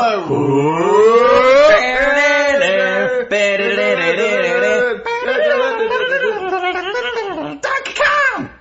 Here comes Banana Slammer. By the way, and then at this point I'm clocking my gun and putting it in my mouth. Right. Yeah. Make sure the chamber's full. You gotta, yeah. But you know what? Eddie the Mean Old Yeti. That's your microphone. When I say no, it means yes. The song of every frat boy in America. Yeah. I'm just PC, bro. I just want to crush that puss. You ready to take another song? We gave DJ Dustin a boner. Here we go. Hey, Hyle. This is Jamie. I wanted to give you a ring and say congratulations. Jamie who? It's been great getting to know you these past few years, bantering back and forth, working on Lobo. Oh, and I have to say I'm incredibly happy that you found someone that can put up with love you, for the great guy that you are. You really are a class act, and on behalf of all of the guys on the Lobo team, we wish you and Michelle massive congrats on your new lives together in your new home. Well done. We're living under a bridge, Jamie. That's very inconsiderate. Well, it's, home is what you make it. Home is where the heart is. It's true. It's what Jesus said in the Bible. Are there any homeless people's hearts under your bridge? Only after we harvest them. Okay, great. Well, has it been a full moon already? I gotta get this off my chest. Uh-oh. Jamie, people have been asking, what's the dealio with Lobo Destroyo? Verbatim. Yeah, and I gotta say, you know what? Hold your horses there, Rolling Stones. Hold your horses, Rolling Stones? They're wild horses. Oh, okay. Yeah. Yeah, you can't keep it. Yeah, okay. I'm just saying, Lobo Destroyo will be ready when it's ready. Oh, that's the answer I gave to Phil Spencer when he asked when Sea of Thieves would be ready. That's right. Yeah. That's right. And then he talked about Ghost. He did talk about ghosts. Phil Spencer is really into a haunted hotel in Birmingham, or around Birmingham, which I want to visit now. It got my ectoplasm churning, that's for sure. Oh my god. So, I was slime Phil Spencer. Anyway, so what I'm saying is... No, Hyle. So what I'm saying is, Lobo Destroyo, everybody behind the Lobo team is making sure it's a quality experience. And just hold the fuck on, alright? Are you really getting beset on all sides by demands for Lobo's timeline that you would get so angry? Every hour of every day, people are calling me up. They're saying, how do you survive? I'm barely hanging on. You can see how frazzled I am. I can see it. It's, for the first time in person, I can see it. I'm taking to the drink. Jamie, thanks for calling, man. But here's the thing, ukulele, you're gonna have that to hold you over, you 3D platforming loving rascals. Rascals, wow. And, Lobo Destroyo, what Lobo Destroyo is gonna offer is, it's what I think is that quintessential DK Vine humor mixed with the fresh young talent of left-handed games. Yeah. Like the banana. Like the banana. But the jokes in there that we've written, I'm very proud of. Oh, dude, yeah. So we've basically written It's not Greenport City. That's what I'm saying. There's no Phil Weinberg's diarrhea. There's very little Jewish diarrhea in Lobo Destroyo. Oh, apologize to Eric Klein and Mr. Hoser. Why? That wasn't a hard J. I said ish. You said I said Jewish. I heard a hard J with diarrhea. Jewish diarrhea is how I would describe that strip. Do they shit on the strip? What? Is that part of the... You can't say they, Hyle. That implies a subcategory. I'm so confused what's appropriate. Matt Corner wants to know, in the chat, have you ever seen a ghost? I am not. I've been open about the time I saw a UFO, though. Mm-hmm. I saw UFO 2 once. Tell me about that. I saw it in Japan, man. I was in Japan with Jeremy and Sam, whom I don't... Are you sure it wasn't just schoolgirl panties flying from a vending machine? No, it was weird, because... I'm sorry, Miyamoto. I know you're listening. And I've never seen... I'm not implying that your nation loves the schoolgirl panties from the vending machine. That's racist. That's racist! A little bit, yeah. No, and while I was in Osaka for 3 weeks, I never saw a single... Hold on. Real quick, intermission. Alistair... Should I play the Lee Thomas song? No. Okay. This is an unofficial intermission. Okay. Alistair is taking a bath, but he's still listening. Oh, Alistair, yeah. He says, if we want to enact a Mulder, Scully, Skinner, Hollywood AD style chat, he's game for that. Look, I'm getting married tomorrow. Don't remind me of Dana Scully. Oh, or Mitch Pileggi for that matter. He is the one beautiful bald son of a bitch. Did he show up in Caprica? Did he? I think No, the cigarette smoking man showed up in Caprica. CSM. Mitch Pileggi was in something else. Dallas! He was in the Dallas remake. Well, he looks like he has raccoon eyes. It's very strange. Mitch Pileggi's eyes have sunken in since the X-Files. Because my dick's been hitting his eyes. It's been giving him black eyes. Wow, Hyle, this is what happens when you drink. You go blue and fast. I go blue bear, and this is supposed to be Bachelor Bears night. Wow. You go blue and then you go bear. I go Brigadier Bazooka Bear. Once you go bear, you shave off your hair. I blast out my cannon. Okay. I don't know what to do with this. I create an avalanche so Blizzard Bear is stuck. Alright. and then I'm like, who can rescue us? Maybe the ones with the chairlift. Benny Bjorn. Who could solve this puzzle for us? So, maybe it's, what's the guy in, Chaos Core? Boomer? No, that's fucking Crematoa. Oh, Chaos Core, Baffle. Baffle! Maybe Baffle could solve this for us. But if we gave him the answer, then Blunder would just spoil it for everyone. Yeah, he probably would. We really need to get this this joke to the finish line. What joke? I forgot. Who could run us? Who could this Brothers Bear tangent? Maybe the Brash Bear could get us to the finish line. Probably in 1 minute and 15 seconds. And then if it's one of those Olympic events where they do the swimming stuff too, then maybe Barnacle Bear. Did you know that shooting a rifle is an Olympic event? At work, we have a TV that we trucked in on one of those old like AV club carts, and like from elementary school. And we're just showing the Olympics while we're all just there tapping on keyboards and making fucking software. Yeah.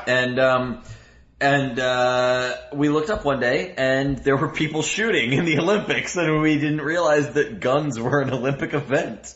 That makes me very Blue Bear. Yeah.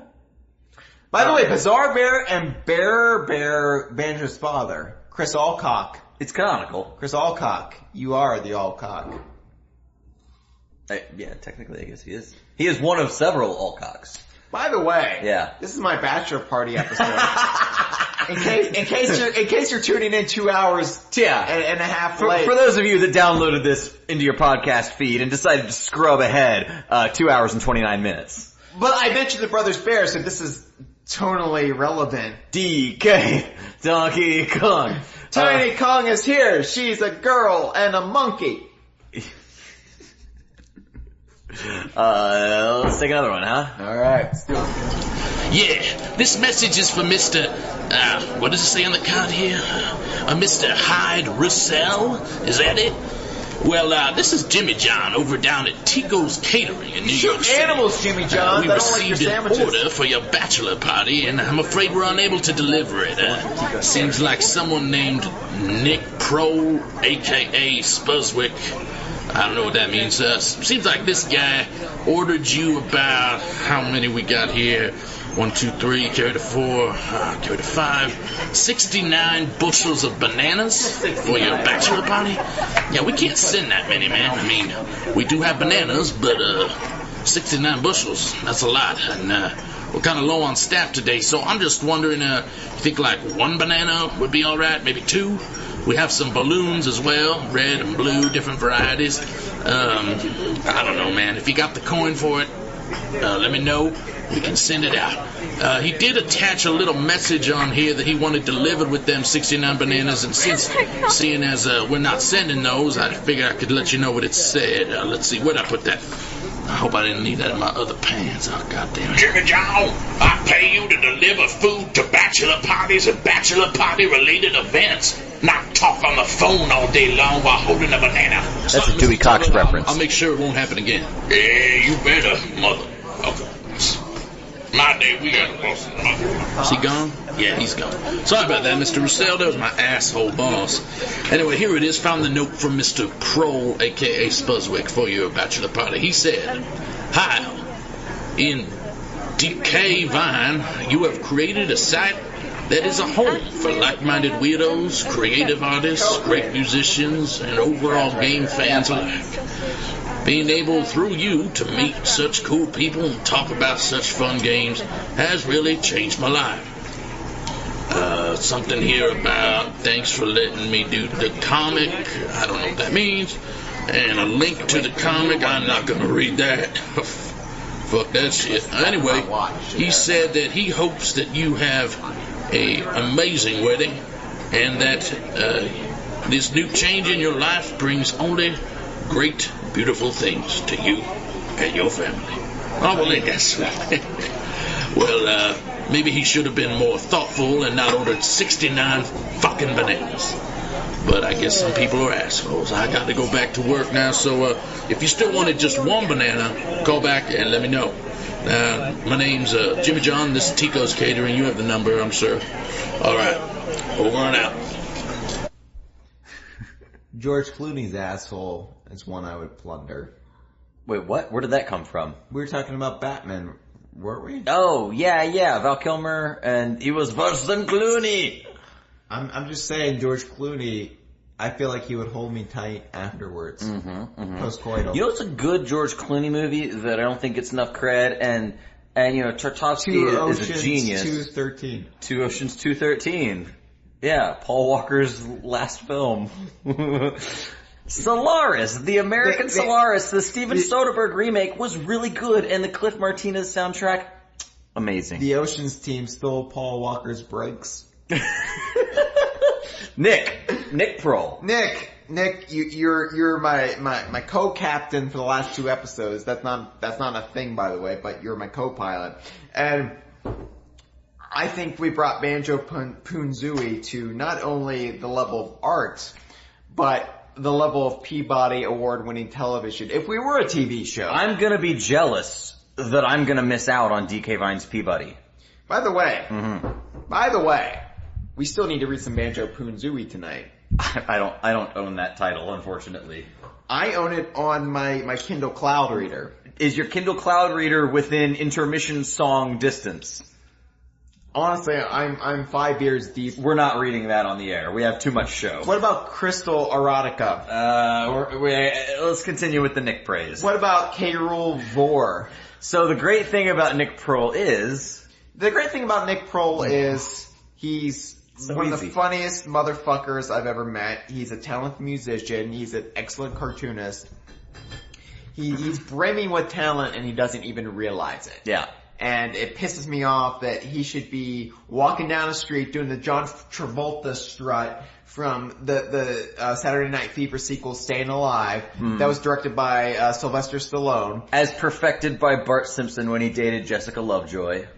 Voiced by the daughter from Roseanne, not the girl from Scrubs, not the first girl from Scrubs. Why did I think Jessica Lovejoy was voiced by Meryl Streep? Pitched Up. No, she wasn't she? No, wait, maybe. Didn't Bart Simpson date Darlene from Roseanne? Was that the older one that was like Ruth's daughter? And he had a crush on her? And Jimbo? Darlene, is she the one from off of The Big Bang Theory? No. Oh. But the guy she dated is on The Big Bang Theory. Johnny Galecki. Yes. Blossom is on The Big Bang Theory. Thank you. Blossom with her hats. Sarah Chalk. We're not talking about her, right? Sarah Chalk was on Scrubs. She was on Roseanne. She was the second Becky. As Wikipedia told me. Right. She was the egg of Roseanne. But she was also, I think, my favorite Becky. Okay. My favorite Becky. I've never watched... That should have been a spinoff. I never watched her seasons of Roseanne. I did watch the Roseanne finale, which was really weird. Really? Why? What happens? Was it as weird as the Drew Carey finale? I never see this. Maybe I didn't see the Drew Kelly finale. Mm-hmm. But that's the Price is Right episode where they played Plinko, right? Uh-huh. It's a really good one. So Sarah Chalk's Roseanne finale was that it turns out starting in the second season. I talked about this on the show before. I have a feeling.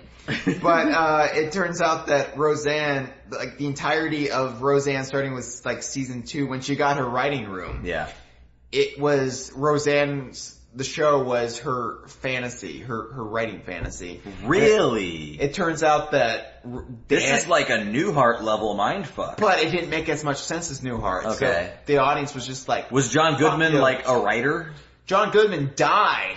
What? He had a heart attack and he died. Oh wow, that's not great. And John Goodman's still kicking. He's in the Coen Brothers movies. Yeah, he's doing great in the Coen Brothers. He's also in that Cloverfield pseudo spin-off thing. Cloverfield, The Hatch. The Hatch Cloverfield movie. 15, 23, 42. 4, 8, 15, 16. 4, 8, 15, 16, 23, 42. 4, 8, 15, 16, 23, 42. See you in another life, brother. They whisper. Yeah, so...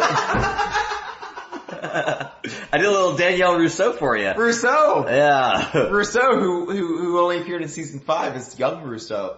Sparky Z says that I'm right. Meryl Streep was Jessica Lovejoy. But she win an Oscar for that role? She might have. There's a more interesting comment. By the way, she did a fantastic Ask Me Anything on Reddit with Hugh Grant recently. By the way, Meryl Streep was also in Kramer vs. Kramer. Wow! It had nothing to do with Seinfeld. It was very disappointing. That was going to be a clone battle. Yeah. Mamechi wants to know what your favorite Roseanne episode is. His mom wants to know. Mamechi's mother, whom we briefly met. I shook her hand. She exists. She's a very nice lady. Very nice lady who dropped him off with a bunch of strangers in downtown LA. And he got back in one piece, I'm proud to say. Yeah, I believe that was thanks to the hard work of the ACZ and Special Agent 8. Mamechi, to your mom, who is an amazing lady, and She should be proud of the son she's raised. Her duck-enthused son. And infused. By the way, you should tell her. You should tell her that two assholes on the internet think she should be proud of the son she raised. I want you to tell her that. So, Memechi's mom, I want to say that the episode of Roseanne I like the most is the fantasy episode in the final season of Roseanne, where after they won the lottery, she's on a train and terrorists hijack the train and Steven Seagal comes to save the day. There you go, Memechi's mom. Straight from the Russell's mouth. Straight from my bachelor party! I love the notion. There's no other way that Memechi's mom could have asked that question other than the fact that she was listening to this with Memechi. I love that Memechi... No, it's not as if he said, ooh, they're talking about... I should do a Plinkett. They're talking about Roseanne. Actually, I think that's exactly what happens. That's my mother's favorite show. Hey, Mom. Mom, do you want to know Hyle's favorite Roseanne? By the way, is it stuffy? Are you getting, stuffed up nose? Well, yeah, I mean, it's a basement. We turned off the AC. I might have to use nasal spray here. Okay, I hope that's not you got cocaine or something? No. I'd like to try me some of that cocaine. I mean, I'm fantasizing about sticking Andy Robinson's dick up my nose. Whoa, Jesus Christ, dude. Do we need to... What? We have to drink.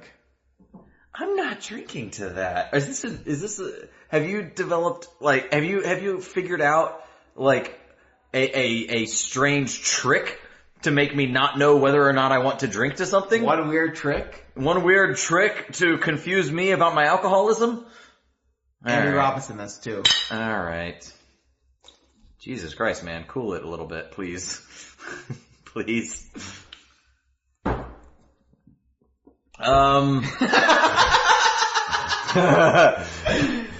So, let's take another call. Please. Please. By the way, stay on top of your game, because there's some spectacular shit coming, and I want you to remember it. Is Jesus gonna call in? He might. Hey, Hyle.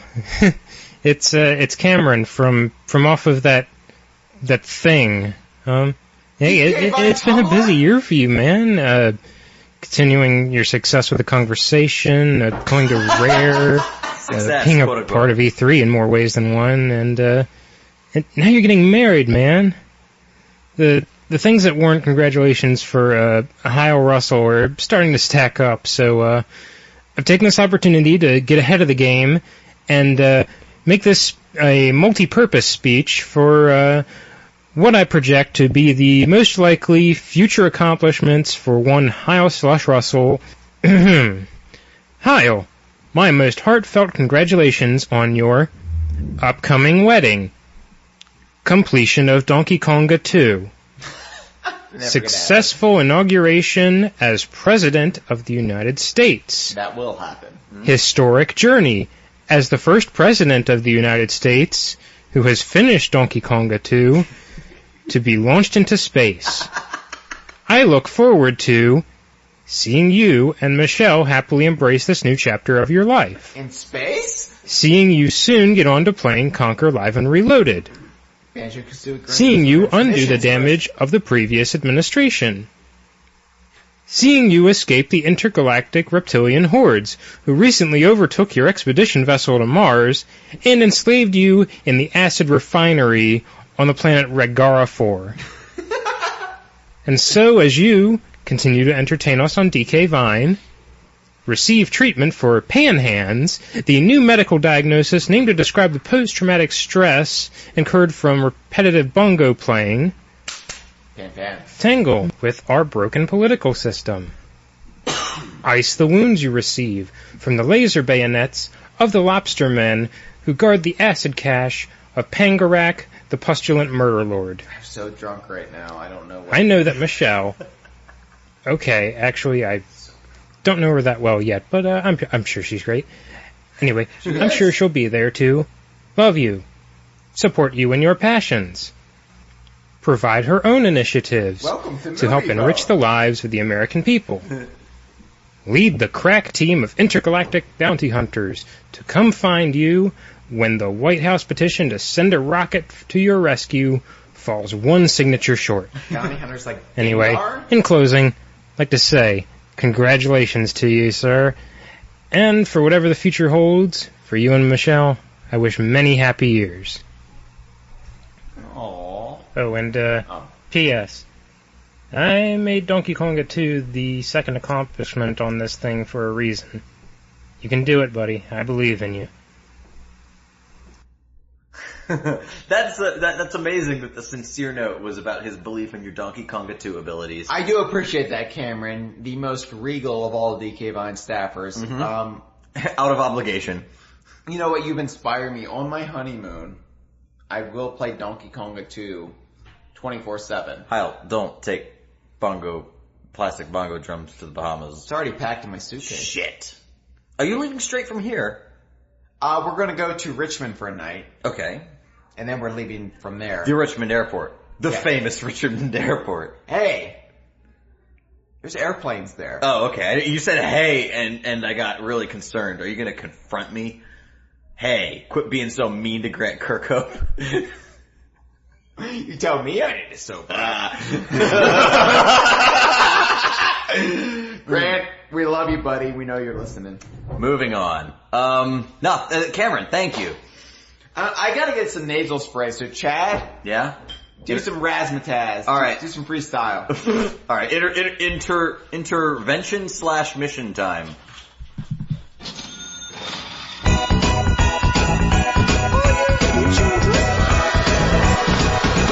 When the snowman brings the snow, well, he just might like to know if he's put a great big smile on somebody's face. If you jump into your bed, quickly cover up your head. Don't lock the doors, you know that Santa Claus, sweet Santa Claus, is on the way.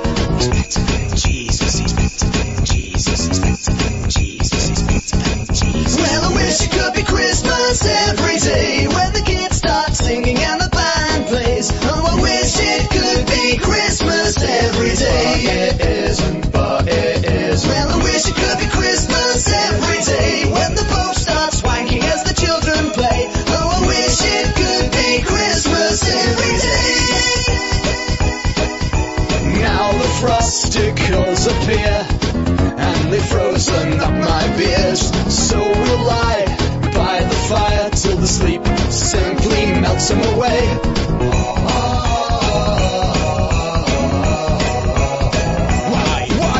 Why isn't it never Christmas when I want it to be?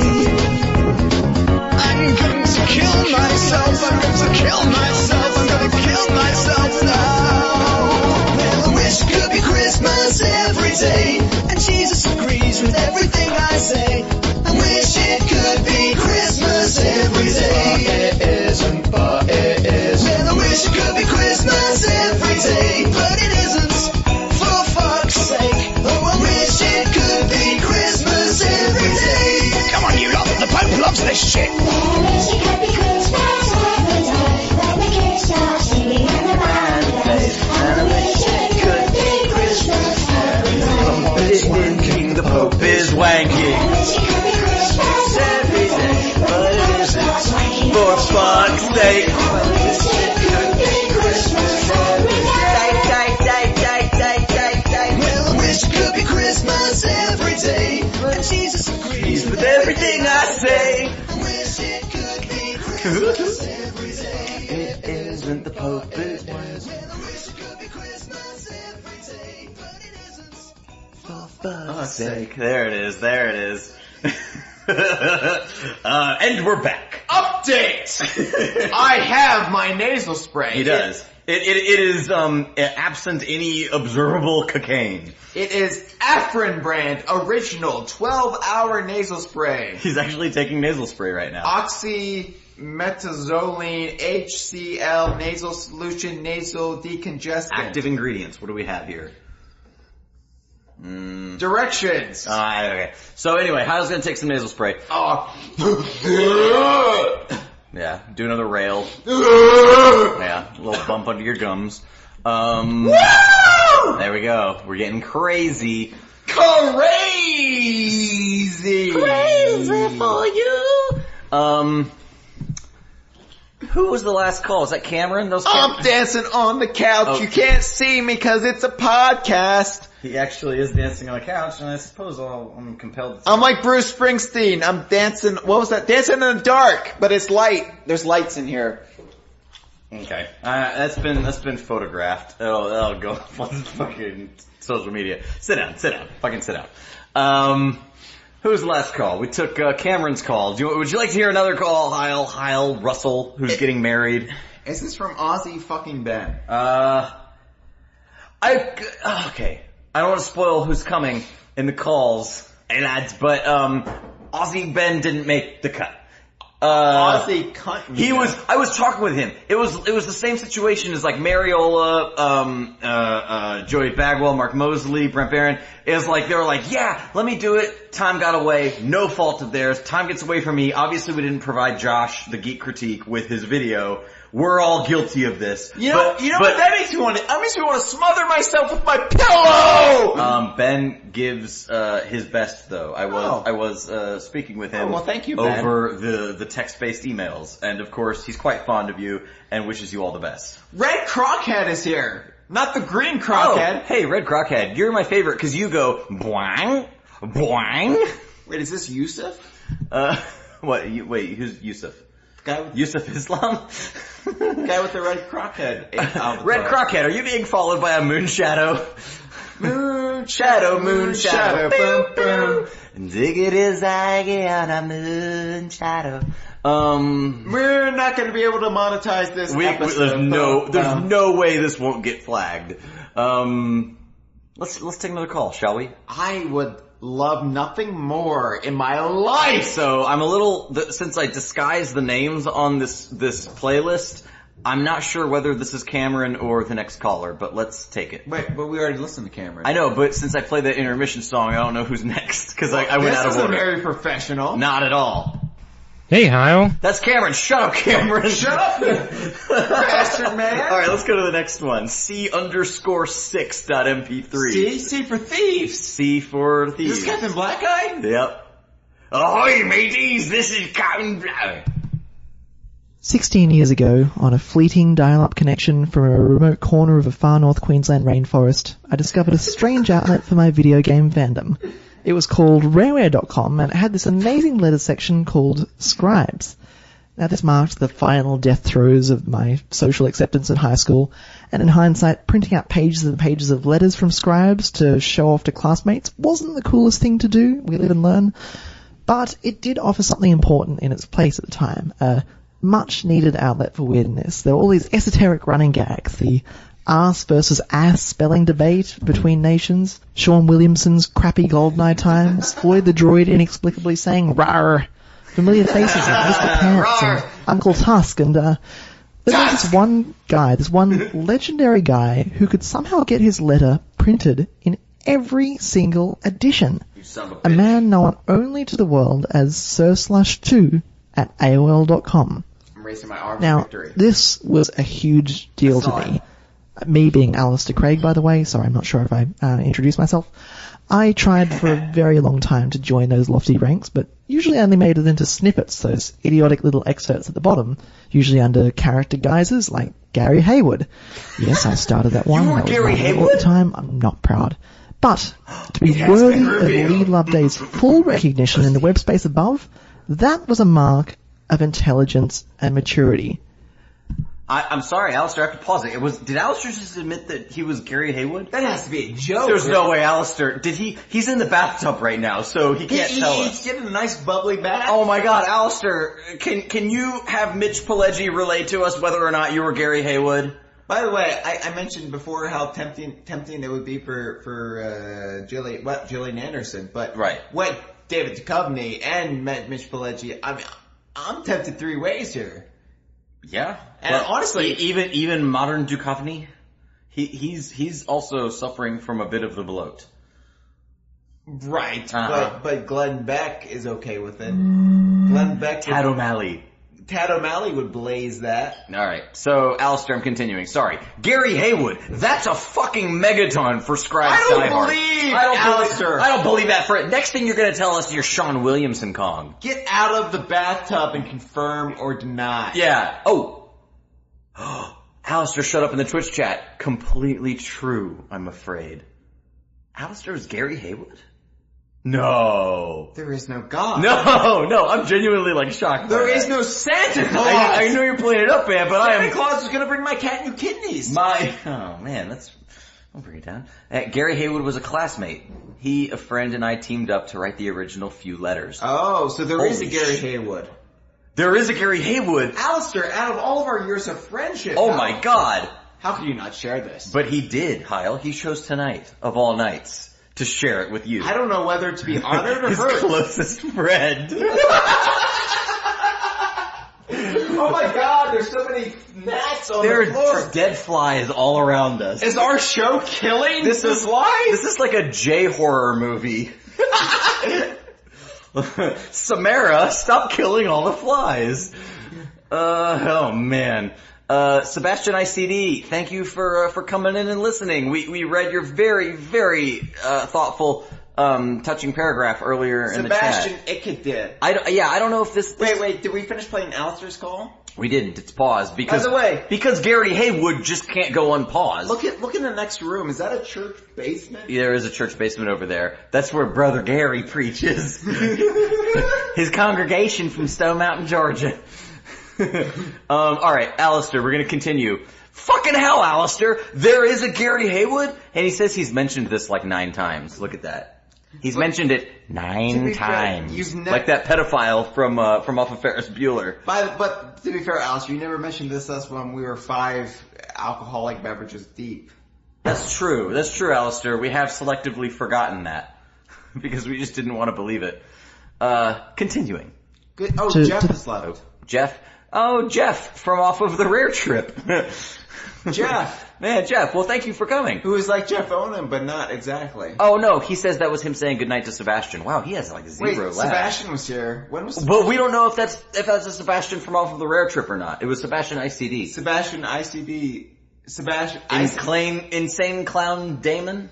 ICD. Like if you try and write an email to the Insane Clown Posse and it gets returned? ICD stands for Pirate Port Radio. Sebastian, thank you for coming. Alright, Alistair. You're very good at foot golf, Sebastian. He's very good at foot golf. That 14-year-old kid, sir/2@AOL.com, was, and I say this completely sincerely, a very real inspiration. Which is why part of me is still so flabbergasted at the idea that this internet celebrity would one day become not only a peer, not only a creative collaborator, but above all, a very, very dear friend. Somebody whose kindness and empathy and warmth and wit will shine through in every step of the way, in every word and action. Someone who, if the situation called for it, I would genuinely trust with my life. Hyle Russell, you are one of nature's inherently great guys, and it is such an honest moment. Nature! And all of nature! Look at you now, a very nearly married man. You and Michelle have something truly wonderful ahead. It is an absolute privilege to get to see the world through a new set of eyes every day. When you share your life with another, it tends to gain a whole new perspective. You see the silly bullshit for what it is and come to see what's truly important. And sometimes what's truly important can be cartoon fictional monkeys. Fuck yeah! Hyle, you have shown just how valuable it is to keep in touch with the things you love, whether it's a hobby or a calling or the pride of beating It's Mr. Pants in muddle mode. And not just to humour it, not just to tolerate it or shamefully leave a little space for it, but to actually embrace it, to be proud of it, to recognise it as something genuinely healthy for the soul. You have shown us all that it's possible to pursue these passions, whatever they may be, while being mature, responsible, well-adjusted, and, in some cases, married, adult. That childhood joys and maturity aren't mutually exclusive, which is why, 16 years later, you are still a very real inspiration to this impressionable, wide-eyed Australian kid. I am so proud of you, sir/2@AOL.com, and I wish you and Michelle every happiness in the world. And most importantly of all, I just have to say that... Hang on. Who's that up there? Who's that up there? Way up on top. Who's that up there? Yes! Why won't he stop? I told you I had to listen to some of these. Down on my radio. Don't keep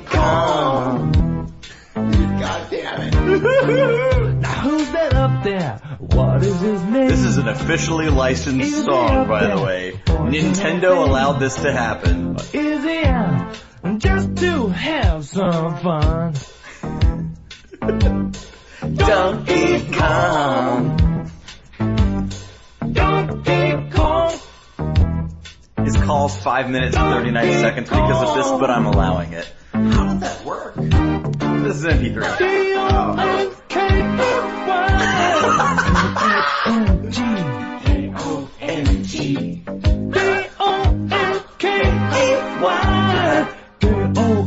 This is what happens when you can't figure out lyrics for a song. Let's just spell it. Donkey Kong. This must be what Michael Bolton goes Donkey Kong. Hyle, have you been talking Godzilla? Oh, man. Oh, no. I made some Mothra in there. But we're not talking Godzilla, we're talking Gorilla. Nobody informed me. Well, show notes. Well, maybe you'll be turned around in the error of your ways. K-O-N-G. We're talking Gorilla, we're not talking Godzilla.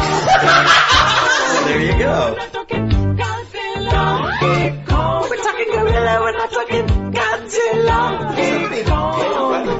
Nintendo paid money for this. Hyle, this is an official vinyl from the 80s. It's called Donkey Kong Comes Home. This is an official release from Nintendo. Well, if it's on vinyl, it must be better. This is a real thing. And there are multiple songs. There's a whole suite of songs about how, Donkey Kong, we really miss you. We wish you could come back to the zoo. You've never heard this? No, I've heard, I know what it is. I'm still in disbelief. Donkey Kong. I wish I could have analingus with you. Oh, whoa. On that note, Alistair's call has just come and gone. No, Alistair, goddamn. You're one of my best friends, even though I've only met you in person once. That was amazing, though. That was with Alistair and Aussie Ben in Houston. Yeah. That was fantastic. What a thrill. You played the Virtual Boy?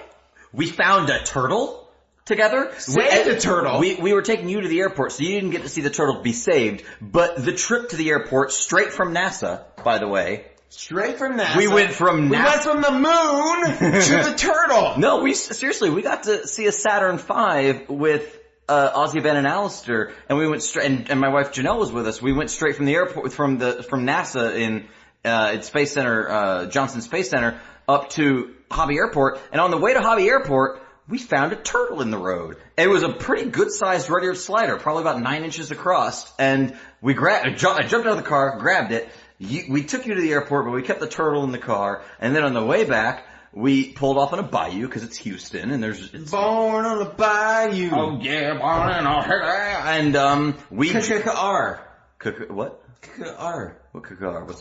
Creedence Clearwater Revival. Oh yes, CCR. KKR.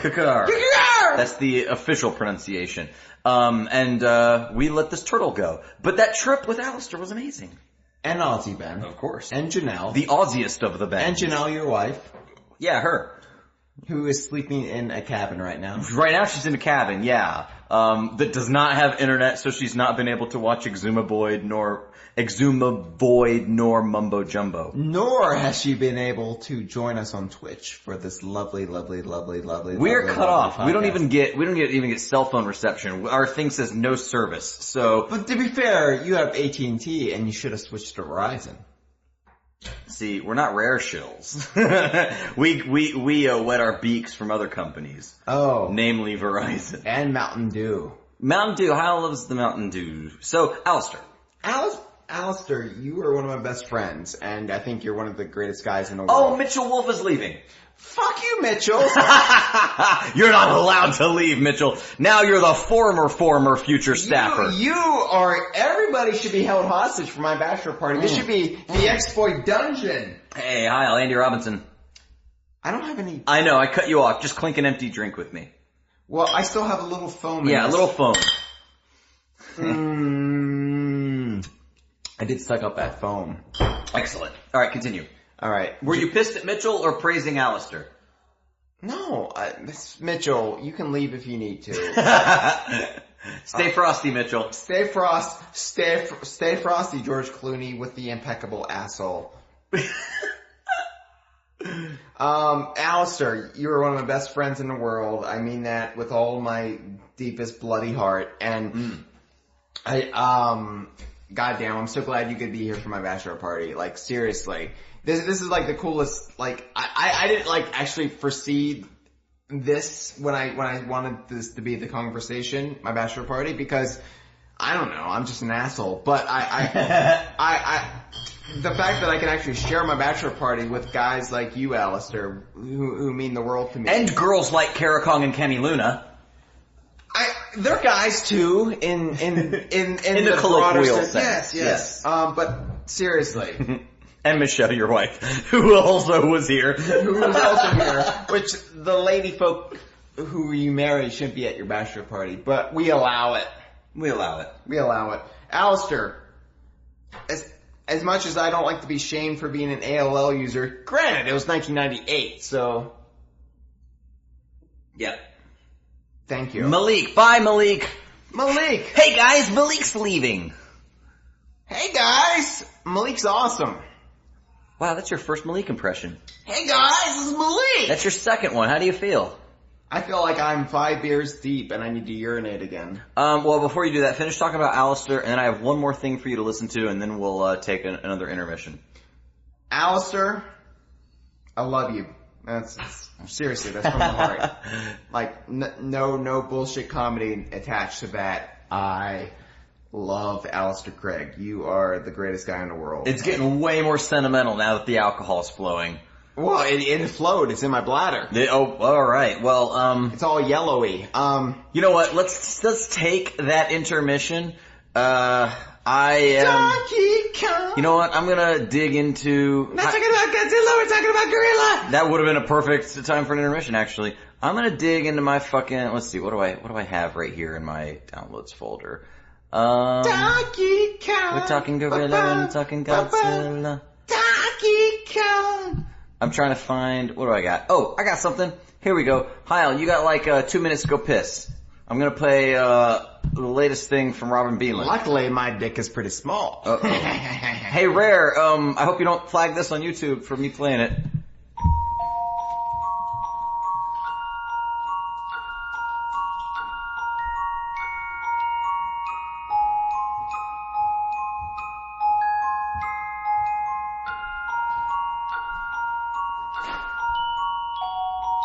I hope none of you are falling asleep.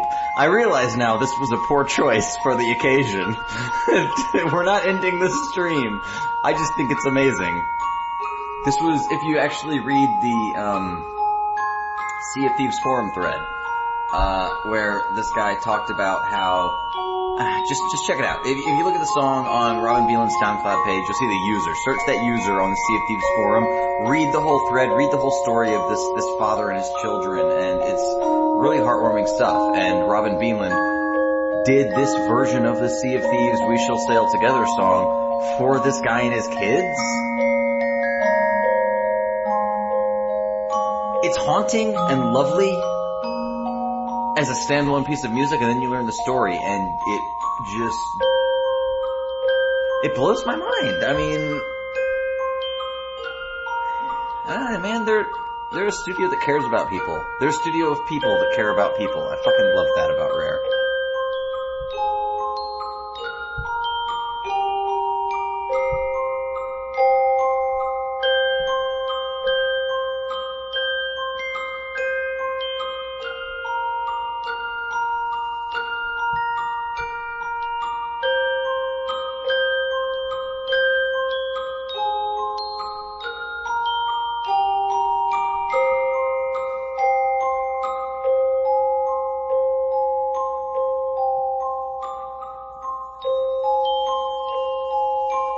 No falling asleep.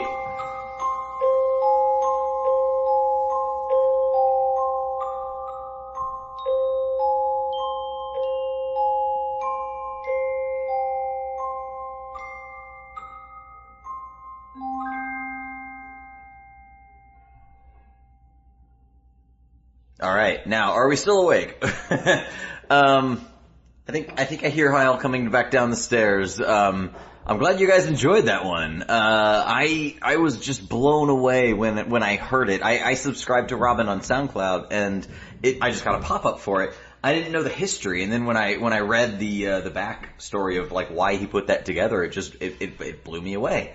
It's the kind of, like, Rare is, they're into charity, they're into, they do a lot of special events for, like there's a fantastic charity, God, their name escapes me right now, that,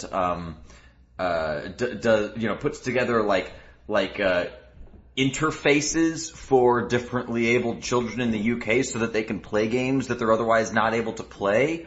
Because the controls don't work for them. They do charities for that. They do all sorts of this work. They do charity, football games, but you don't think of it like in a personal sense. It still is somewhat abstracted from the end result. And then on the forum, there was a guy who had a really kind of heart-wrenching story, and Robin Beanland reached out to him and his children through his art, and it's incredible. It's just fucking insane that they are willing to take the time out of their day for that. Like,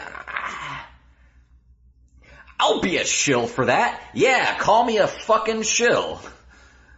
It's incredible. I'm blown away by those people.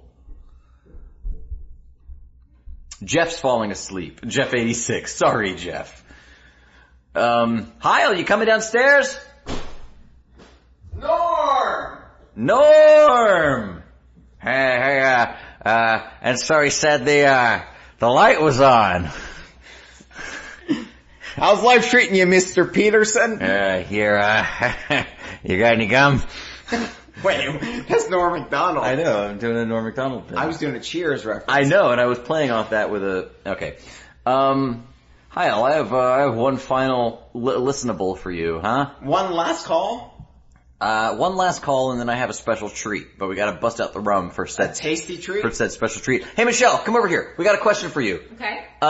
Hey, Michelle, we have a listener who has his own podcast called the Hanksgiving Tom Hanks Podcast, and he wants to know, what is your favorite Tom Hanks film? Speak directly into the microphone. Turner and Hooch. And why? There's a dog in it.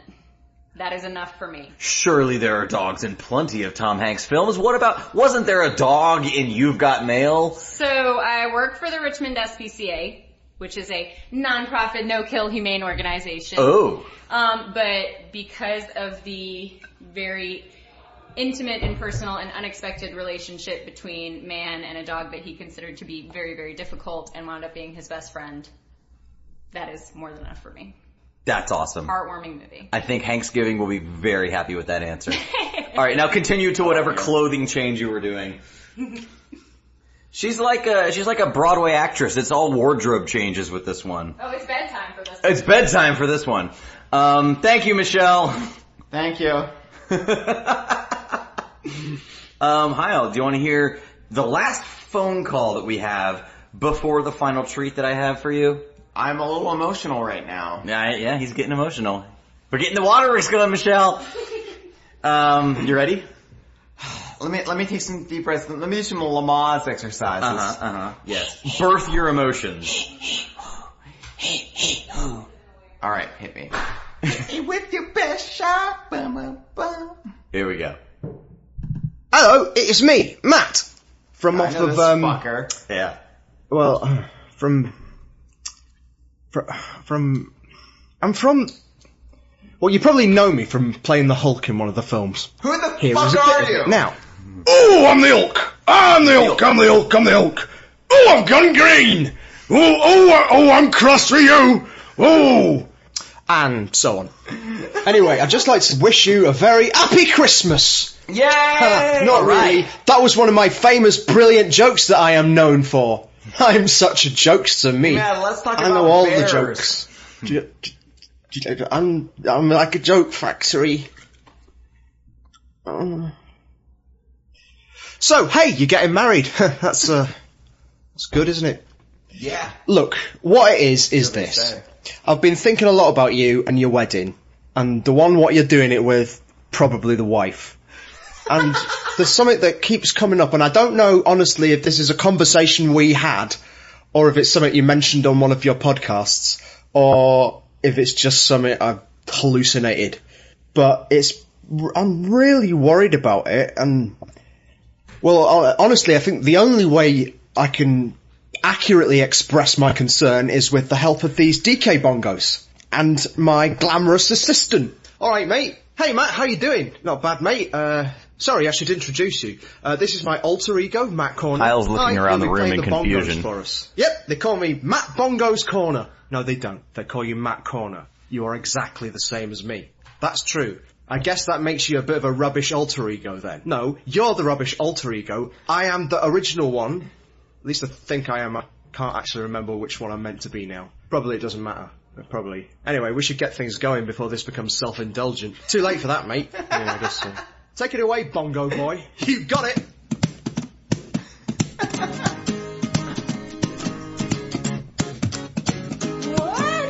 Bigfoot's coming to Hyle Russell's wedding. I don't think that I have ever met him. Bigfoot's coming to Hyle Russell's wedding. I really hope them policemen, they don't get him. Bigfoot, yeah, yeah, yeah, yeah, yeah. Bigfoot, yeah, yeah, yeah, yeah, yeah. Bigfoot, Russell's in trouble. Hold on, I'll put all the crockery and cutlery over the guests. Trouble for Russell, crockery and cutlery can't keep him from a simian pest. Bigfoot's coming to Hyle's wedding service. Don't worry, mate, we won't let him unnerve us. Bigfoot's coming to Hyle Russell's reception. If Bigfoots want to come, I says we let them. Bigfoot, yeah, yeah, yeah, yeah, yeah.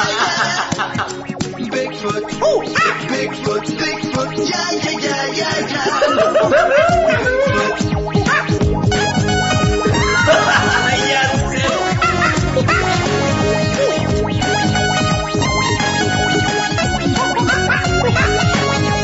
Russell's in trouble. Hold on, I'll put all the crockery and cutlery over the guests. Trouble for Russell, crockery and cutlery can't keep him from a simian pest. Bigfoot's on the bongos!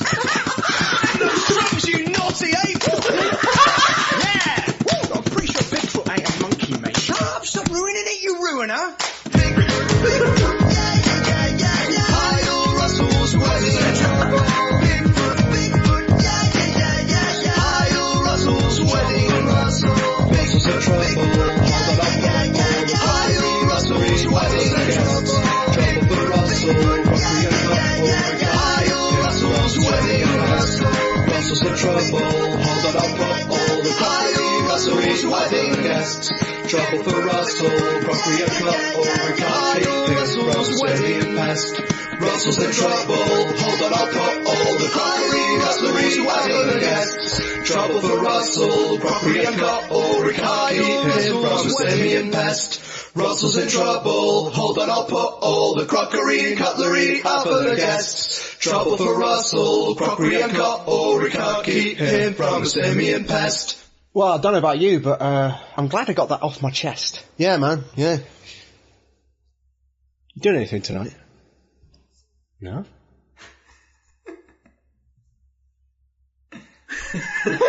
I think that's it. Oh my god, holy shit, Matt Corna.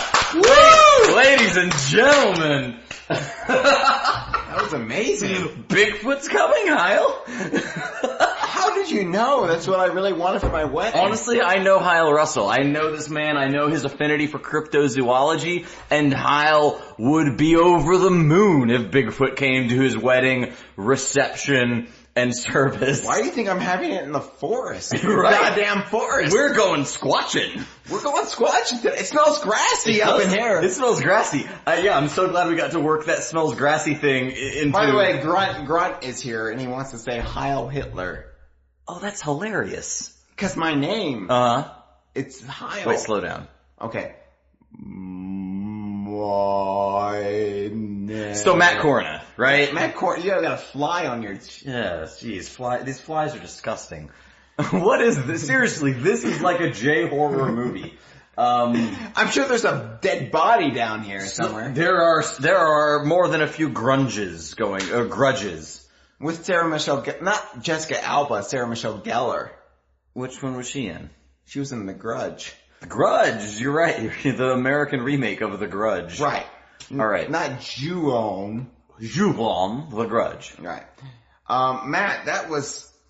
I've always wanted a Matt Corna song in my honor. I've got one. What's yours? You don't know Chad McCanna? Oh man, dude. Alright, keep talking about Matt Corna. I'll see if I can pull up Chad McCanna. Matt, you're a singular talent. You are the talent for our generation. You're what the mods and the hip cats say, like, what's the fresh new sound? And they say, Matt Corna. That's what they say. Is that what the hip cats say? Hang on. I gotta figure out, oh man, where's this file stored? Chad McCanna? Yeah, show and finder. There we go. I'll show and finder, man. Pretty sure I've heard this before. Have you? I was intensely jealous. Really? Oh, it was, so jealous that I might put this bottle opener through my wrist. Don't put a bottle opener through your wrist, Hyle. That's terrible. Chad McCanna's MP3. It's probably not worth finding. But you have a Matt Corna song. Now I have a Matt Corna song. Now we both have Matt Corna's. Oh, here it is. I found it. This is my Matt Corna song. To equalize things, because fuck you, Hyle. It's not all about you. It's okay, David Letterman. Get out, you bastard. Speaking of David Letterman, Andy Robinson. Andy Robinson. I still got some foam in this. Chad McCanna, Chad McCanna, Chad McCanna, na na na, Chad McCanna, Chad McCanna, Chad McCanna, na na na, Chad McCanna,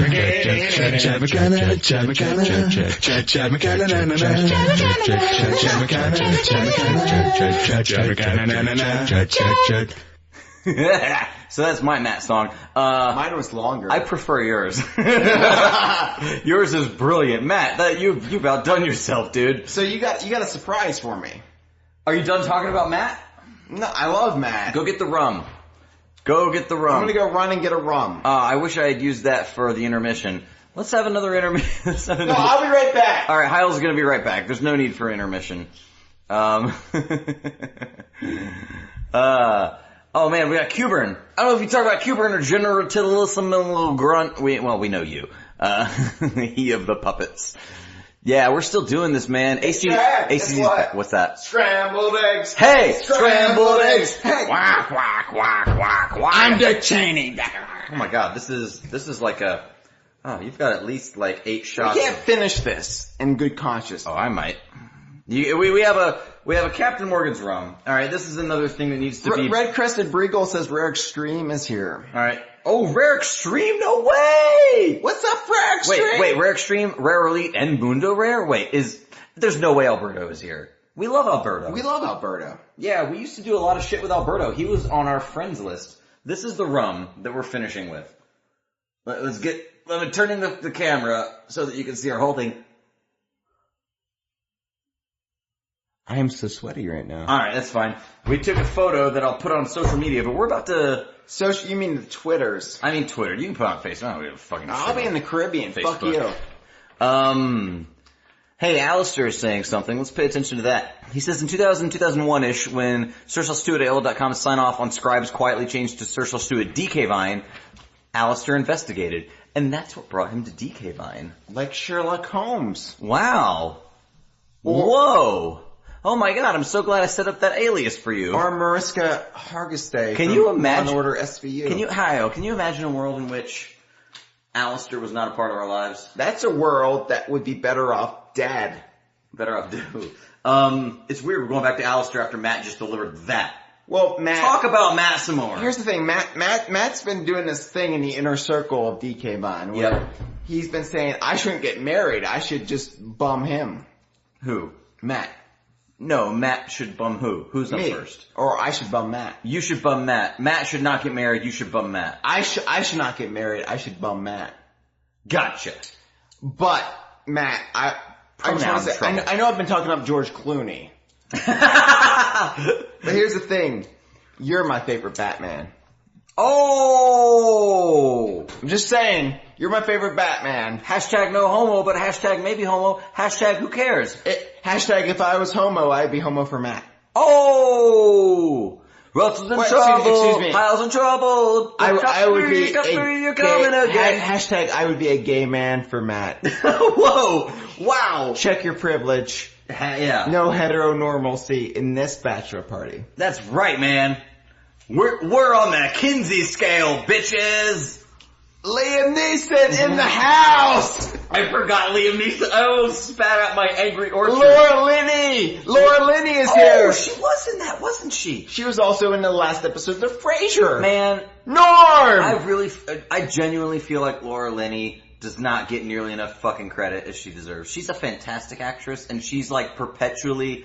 she's never been a leading lady. She's great. But here's the thing, Chad. Yeah. Leading ladies, do we really need them to lead us, or do we need the supporting actresses to show us the way? That's why they have their own Oscar category, Hyle. But has Laura Linney ever won a Best Supporting Actress?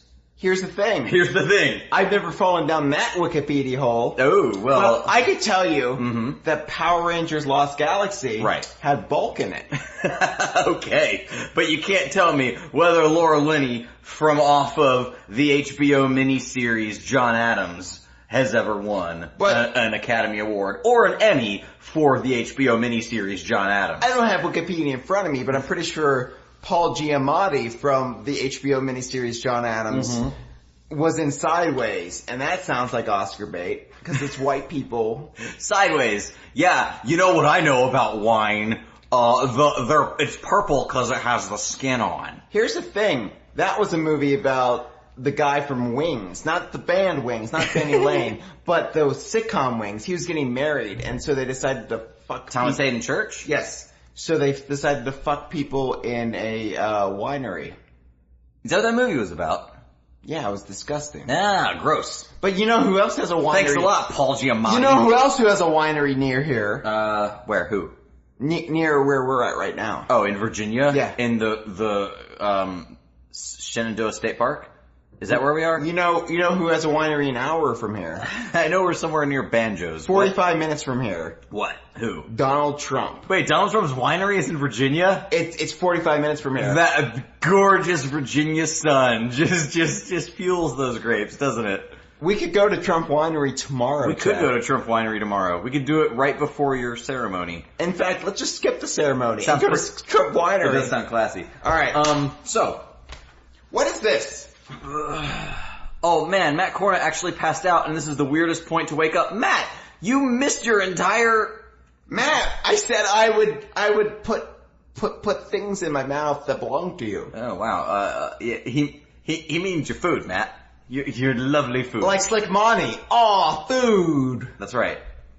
By which he means your shit. So I'm gonna... Analingus. Callback. Innuendo. Now Staff's happy. Staff the stripper. Staff the stripper. Another callback, another innuendo, another Andy Robinson. I don't have anything to drink. And all I have in my hand is this Captain Morgan, so I'm taking a teeny little sip. Can I take a teeny? I take a teeny sip. You're allowed to take a teeny sip because I'm about to give you your grand finale. I see more tracks in the playlist. I've taken... Oh, no. They're out of order. Remember, I went out of order. There's no more tracks. Oh, that burns. How much of this did you... That was a huge sip, dude. Of the Captain Morgan? Oh, Jesus Christ. It's a Captain Morgan lime bite. It's spiked with lime so that you don't get scurvy on the open sea. By the way, from here, he looks like Captain Black Eye. No, not even close. Maybe from there, because you have beer goggles at the moment. Yeah. I have rum goggles now. Captain Morgan, he looks like he's put on about 150 pounds. I'm just saying... Yeah. So sexy. Sea of Thieves. I'm on Sea of Thieves show right now because I'm seeing Captain Black Eye. And he might be in Sea of Thieves. Such a show. I don't know. So Hyle. Yeah. Oh, wait. Real quick. Okay. Mamechi wants to know what I think of the Civil War theme park Disney tried to build in Virginia. Mm-hmm. What do you think of the Civil War theme park Disney tried to build in Virginia? I'm just saying they're already enough trouble for Song of the South. Why would they try to glorify slavery? Is that the objective of the theme park? Zippity-doo-dah, zippity-day. Robert Smigel. Oh man, you didn't take the bait. You don't remember that SNL? Hey Michelle, come over here. Mamechi wants to know what you think of the theme park that Disney tried to build in Virginia. I was not aware that occurred. The Civil War theme park. Do you know about that slavery. one? I don't know about it either, but Hyle does and Mamechi does. It was disgraceful to our heritage as Virginians. Hyle's pretty good at doing his research, so I typically trust his opinion. I have heard nothing on this. Slavery is in general bad. In general, commentary. as baseline bad. Yes. Potential for good. No. But you said generally. Did you mean totally? It's 1:30 a.m. Oh man. Alright, she took me to task. That's Michelle's telling us to wrap it up because we need to drive Chad back to his cabin. Michelle, you've earned your sleep. That's Michelle telling you that you can't take what I say, That's Michelle telling us we actually have to get married tomorrow. People who listen to this show know what a fucking loudmouth I am, and they know what it takes to shut me up. Michelle just did that. Yay, Michelle! Michelle! Well done. Scraps is telling us to wrap it up. Yeah. Are we talking about Hyle's Oh, no, he just wants to get to your genitals. Look at his second thing he said. Scraps, you weirdo. Yeah, so, Hyle, before I got into this grand finale, which I hope you didn't peek at, no, I have assumptions. Okay, well anyway, what did you want to say? I made an ass out of you and umption. What do you want to say? Did I want to say something? Yeah, you were on a tangent. Okay, I don't know what I was gonna say. You want to talk to these fine people? Because we're probably gonna wrap it up after this with This Is File 2 Productions. Let's wrap it up. Let's put a pin in it, as Mr. Chad McCanna would say. But that means we'll continue it later. We're not doing that. We'll continue it. Look at all these fine... Jeff86, Jeffrin Perez. Who we befriended in Manchester and Twycross. Hey, Jeff, is Mandy with you? Is she in the bachelor party too? Hey, Jeff, what do you do for your bachelor party? Yeah, Jeff. So who else do you want to talk about? I want to talk about Mr. Kyle's Twitch, but the surprise, he says. Now you're just reading them, what they're saying. I want to talk about Mamechi, who says he loves this. Good. It's very Donald Trump. Well, you want to talk about it, but all you're doing is reading out what he says. I want to talk about... Geek critique. Geek critique. He loves the Hyle Russell. Hyle's Russell's wedding. Honestly, no. I'm going to be genuine here. I'm going to be genuine. Yeah, alright. As the R&B artist. We've had everything but genuine tonight. Tomorrow, we'll have a lot of wine. Cool, let's do it. We were going to put Dharma Initiative labels on it, but we thought that might be weird because we just finished watching Lost. No, I'd love it. I would have loved that, but that's we still need to do our Kongversation minis about Lost. Fuck, yeah we do. So, I just wanted to thank everybody who showed up for my bachelor party. It's really, I didn't expect the turnout because I was going to keep it exclusive for Patreons at the $5 and up tier, and I realized that was very capitalistic of me, but Chad went behind my back and was like, hey, everybody's invited, come on in, this is our secret Twitch, we're going to have to change it after this. In theory, communism works. In theory. So this is the Bernie Sanders edition of my bachelor party, and you know what? I'm feeling the burn right now because I'm feeling the burn for all of you who showed up. I'm feeling the burn for everybody who showed up, not only in the Twitch chat, not only who called in, all of our DK Vine friends, all of our Elvis and Slick Monty friends, this grand finale surprise on a piece of parchment. Yeah. I do have a parchment paper over here on which I have printed some sacred text. I want to thank the fine folks at Rolling Rock, of Angry Orchard, and of Dos Equis. I want to thank the most interesting man in the world. Dos Equis. I want to thank Captain Morgan. Oh yeah, with his lime bite. Who might be in Sea of Thieves. It's funny, it says spiked with lime. I usually think of spiked as like a bit of mischief, you know? I think our audio just spiked there. Yeah. We're topping out the waveform. That's okay. We've been topping it out all night. This is going to sound horrendous. I know Joe Neat says there's no legendary pirates in Sea of Thieves, but surely one tastes the lime bite and he would change his mind. Is Captain Morgan now a pirate vampire? Is that what the lime bite is? It'd be appropriate for Halloween. We're 2 months early. Yeah. God, Christmas already? Why can't Dracula come visit us with Santa Claus? seriously, thank you for everybody who joined us in the chat, who called in, and also who's listening to this in iTunes, on Stitcher, on SoundCloud, or on YouTube after the fact. You're retroactively joining me on my bachelor party, and as we all know, retroactive continuity is still legitimate. Yeah, we retcon with the best of them. So everybody who's joined me for my bachelor party, past, present, and future. Future, yeah. Thank you. It means the world. I'm glad. I would not want to have any bachelor party but this one. This has been the greatest. And I want to thank Chad first and foremost, because he was the one who organized this. Don't worry about it, man. It's my duty. Well, my duty was the same, and I just screamed at David Letterman and had time with a cigar store in Native American statue. Honestly, man, at that point in my life, that's what I needed out of a bachelor party. Well, and you delivered. Me and Tecumseh say thank you. All right, what's your surprise? So,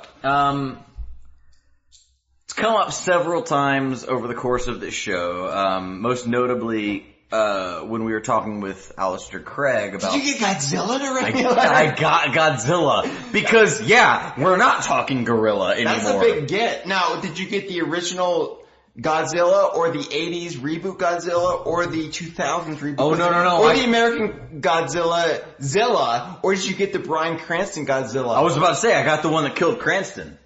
Spoilers. Everybody thought Cranston was going to be the star of that movie, but no shit, man. I was so looking forward to that. It was Aaron Taylor Johnson. I kind of lost interest. Like, I loved all that shit where Cranston was like looking down a hallway, and it's like, you gotta get out of that hallway, and I was like, you gotta get out of that hallway, and then his wife didn't get out of that hallway. I was like, Bryan Cranston, you gotta get out of that hallway. That was the drama of Godzilla to me.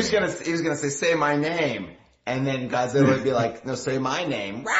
It was honestly, to me, the crux of American Godzilla could have been a stage play with a hallway in it. Here's the thing. Here's the shocking secret. I never one weird trick. I never saw the American Godzilla. Oh, so you didn't get any of my hallway jokes. I just read the Wikipedia entry. Oh shit! Oh my god, he's a Wikipedia genius! He's a Wikipedia savant! So, Hyle. When we were talking with Alistair, we were Cammy Luna says this is the first time at a bachelor party. Welcome, Cammy. It's my second time at a bachelor party. Outside of your No, the first one was my own. It's my second time as an observer, as a participant. Alistair didn't invite you to Rum Island? Oh, I would have loved to swill some Azatier for a weekend. We got rum, though, in honor. We do have rum. I'll take a little swill. I would caution you against that, but... We're driving you back, though. If you like. So, Hyle. A teens. It's a teens. Alistair mentioned... Yeah, that's pretty harsh. Yeah, Captain Morgan, that lime bite, it bites pretty hard. So, Alistair said... do we have ukulele rum to keep it even? Something's not... No, dude. Shipwreck... the batship crazy. It's all pirate themed now. So it's both. It's equal time. It's both. It's equal time, man. Captain Morgan is both a Yuka reference and the Sea of Thieves reference. Andy Robinson. Do you have a beer? Here. I got a couple sips in this Angry Orchard. You can have that, and I'll have the couple sips I have left in this Dokeki. Alright. Are you guys still with us? Jesus Christ, I have a fucking surprise. At this point... Alright, man. You know who wrote this. You know who I got. I've already predicted it. You know who this is. His name... Andy Robinson. Is Andy Robinson. Oh no. Shit. We both said it. Alright. No. One day, if Andy Robinson is very lucky... For my, He will figure out... What's that weird thing people do when they get married again? Like, wedding renewals? It's renewal, yeah. Janelle and I have considered doing that at like our 10th. I think it's a sweet thing. So when we have my second bachelor party, when Michelle and I renew in 10 years, Andy Robinson will write a lovely note. There you go. So, I said his name. Shit, god damn it, man. Fucking hell. Alright. So what I was saying was, and if Andy Robinson is the sort of gentleman that I know him to be, or that I hope he is, he would have the complete entourage. He would respect the fact that I that all of us would hope that one day he becomes this sort of person for Playtonic. But I have a letter to you from a one Lee Loveday. I called it. I gotta say. Did you really? When you said you had some prizes, that was the first thing. This is the surprise that I have. And of course, as you said, we have had dinner with the man, but... We have broken bread with the man. We've broken bread. Like, as a peace jet. We smoke 'em doom peace pipe. Like, what do you mean we've broken bread with him? Like, what is that significant? That's what they say. Okay. That's what they say. I didn't literally, I broke a double rum, on ice with him. I had rum that night. Yeah, you did. We both had rum. I followed your lead. You should never do that. Well, I can hold mine. Next thing you know, I'll be marrying Michelle. Hey now. So, would you like to hear what Lee has to say to you? We've talked about your inspirations. Hyle, who would you describe to me, besides Lee Loveday, as your inspirations? From a writing standpoint, who do you strive to emulate, and in what era? Well, as Steve Jobs would say, be the Beatles. You always want to strive to be the best in your field. Steve Jobs says be the Beatles. Steve Jobs is dead now. Yeah. Does Steve Jobs say strive to use modern medicine in your pancreatic cancer treatments? Oh, burn. Oh, shit. Sorry, go ahead. Oh shit. I'm not necessarily knock on Steve Jobs out of nowhere. He's a brilliant mind. But... No, Lee Loveday is my writing idol. I would say, what does it really matter after that? Because the whole point is we're reading a letter from Lee Loveday. I want people to understand the context of who you are, and then understand where Lee Loveday fits into that, and then be able to appreciate his words. George Orwell. Fuck off. Conan. 90s Conan. Well, Robert Smigel. Conan. I mean, his whole writing team. Yeah. Mitch Hurwitz's writing team from Arrested Development. Certainly. And what is it about those sensibilities and then Lee's sensibilities that you hold so dear? And taking the absurd, and making it mundane. Mm-hmm. It's pulling it down to earth and saying, no, this is just the way it is. Yep. And Lee showed me that you could do that with quote unquote video game journalism. Mm-hmm. You could not even be writing about your own brain fluctuations. Is that a word? Fluctuations? Let's go with it. Okay. Yeah. Flatulence. Fluctuations and fluctuate. I'm a huge supporter of portmanteaus. I'm a support man-tower. I'm a support man-tower.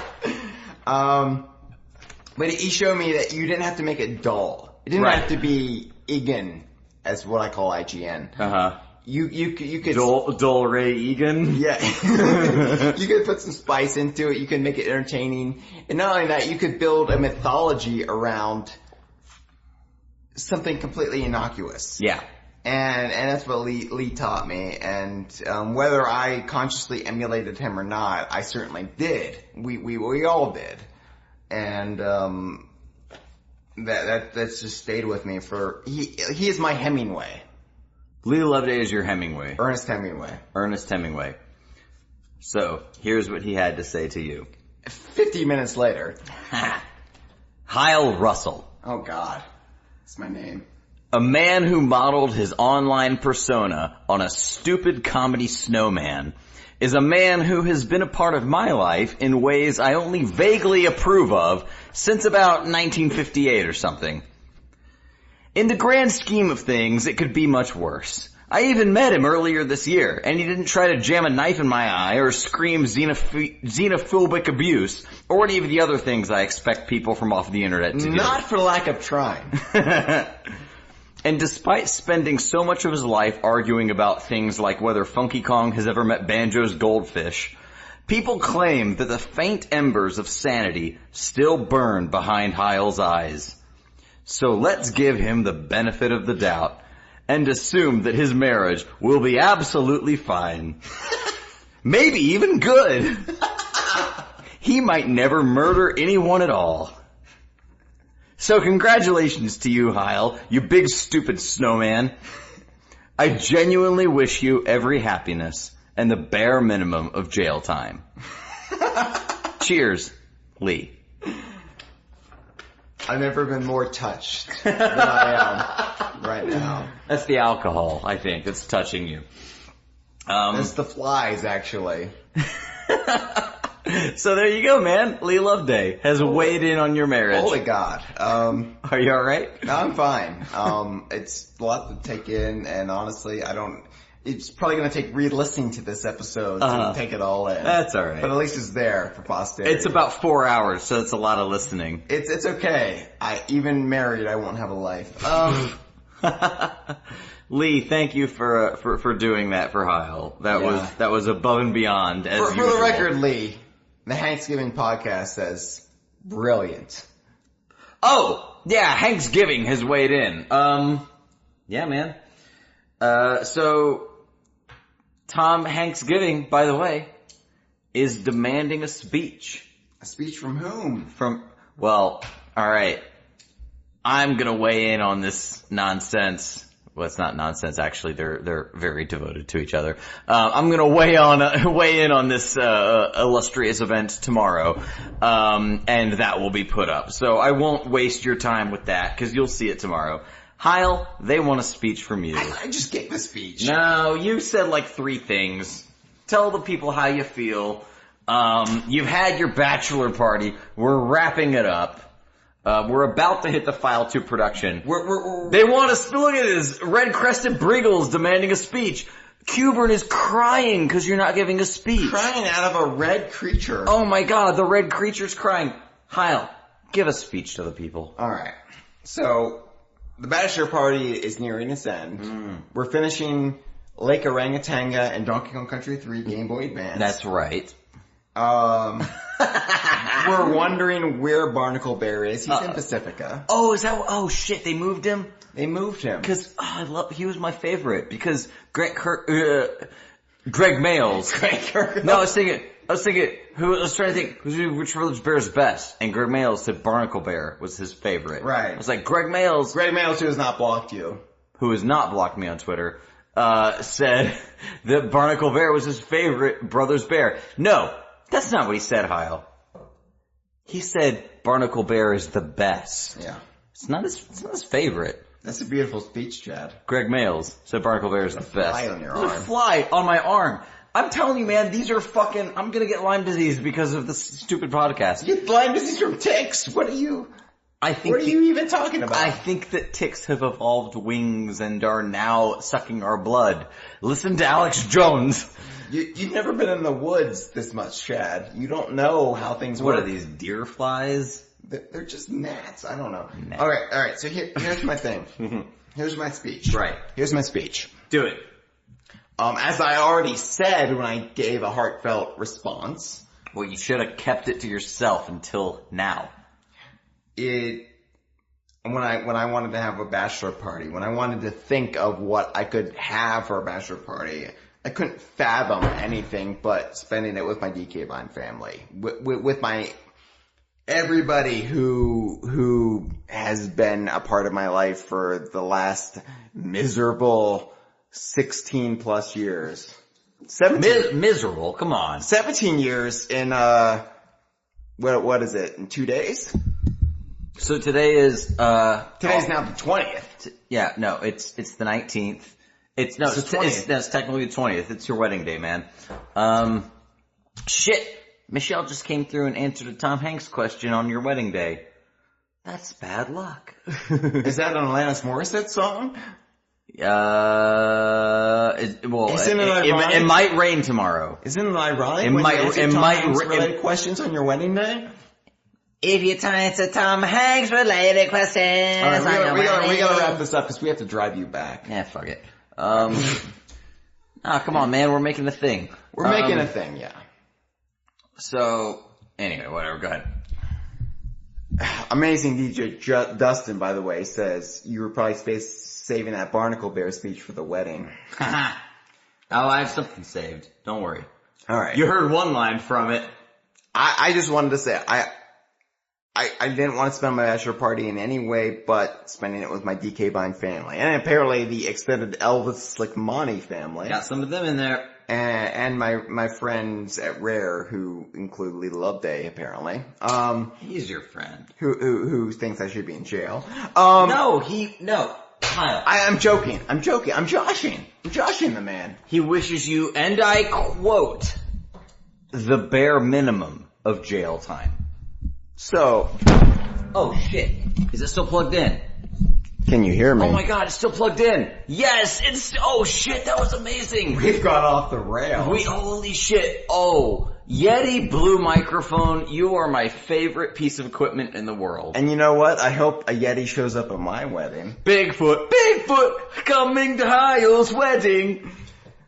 Seriously, everybody who's participated in this, even if you're listening after the fact, it just means the world to me. And this has been the greatest, party I've ever had. Yeah. This has been great. I'm so glad we did it this way. It was a bit of a gamble. It was a calculated risk that we didn't really spend too much time calculating. But you know what? This has been one for the ages. And all I have to say is I'll see you at the 10-year wedding renewal ceremony. We'll do one first. We got one in 5 years, I guess. Oh God, I don't have the energy for that. All right, fine. We'll see at yours. All right, we'll see what happens. We'll figure out when wedding renewals are supposed to happen. We'll see what happens in the Kongversation season 9. But until then, all my love to you.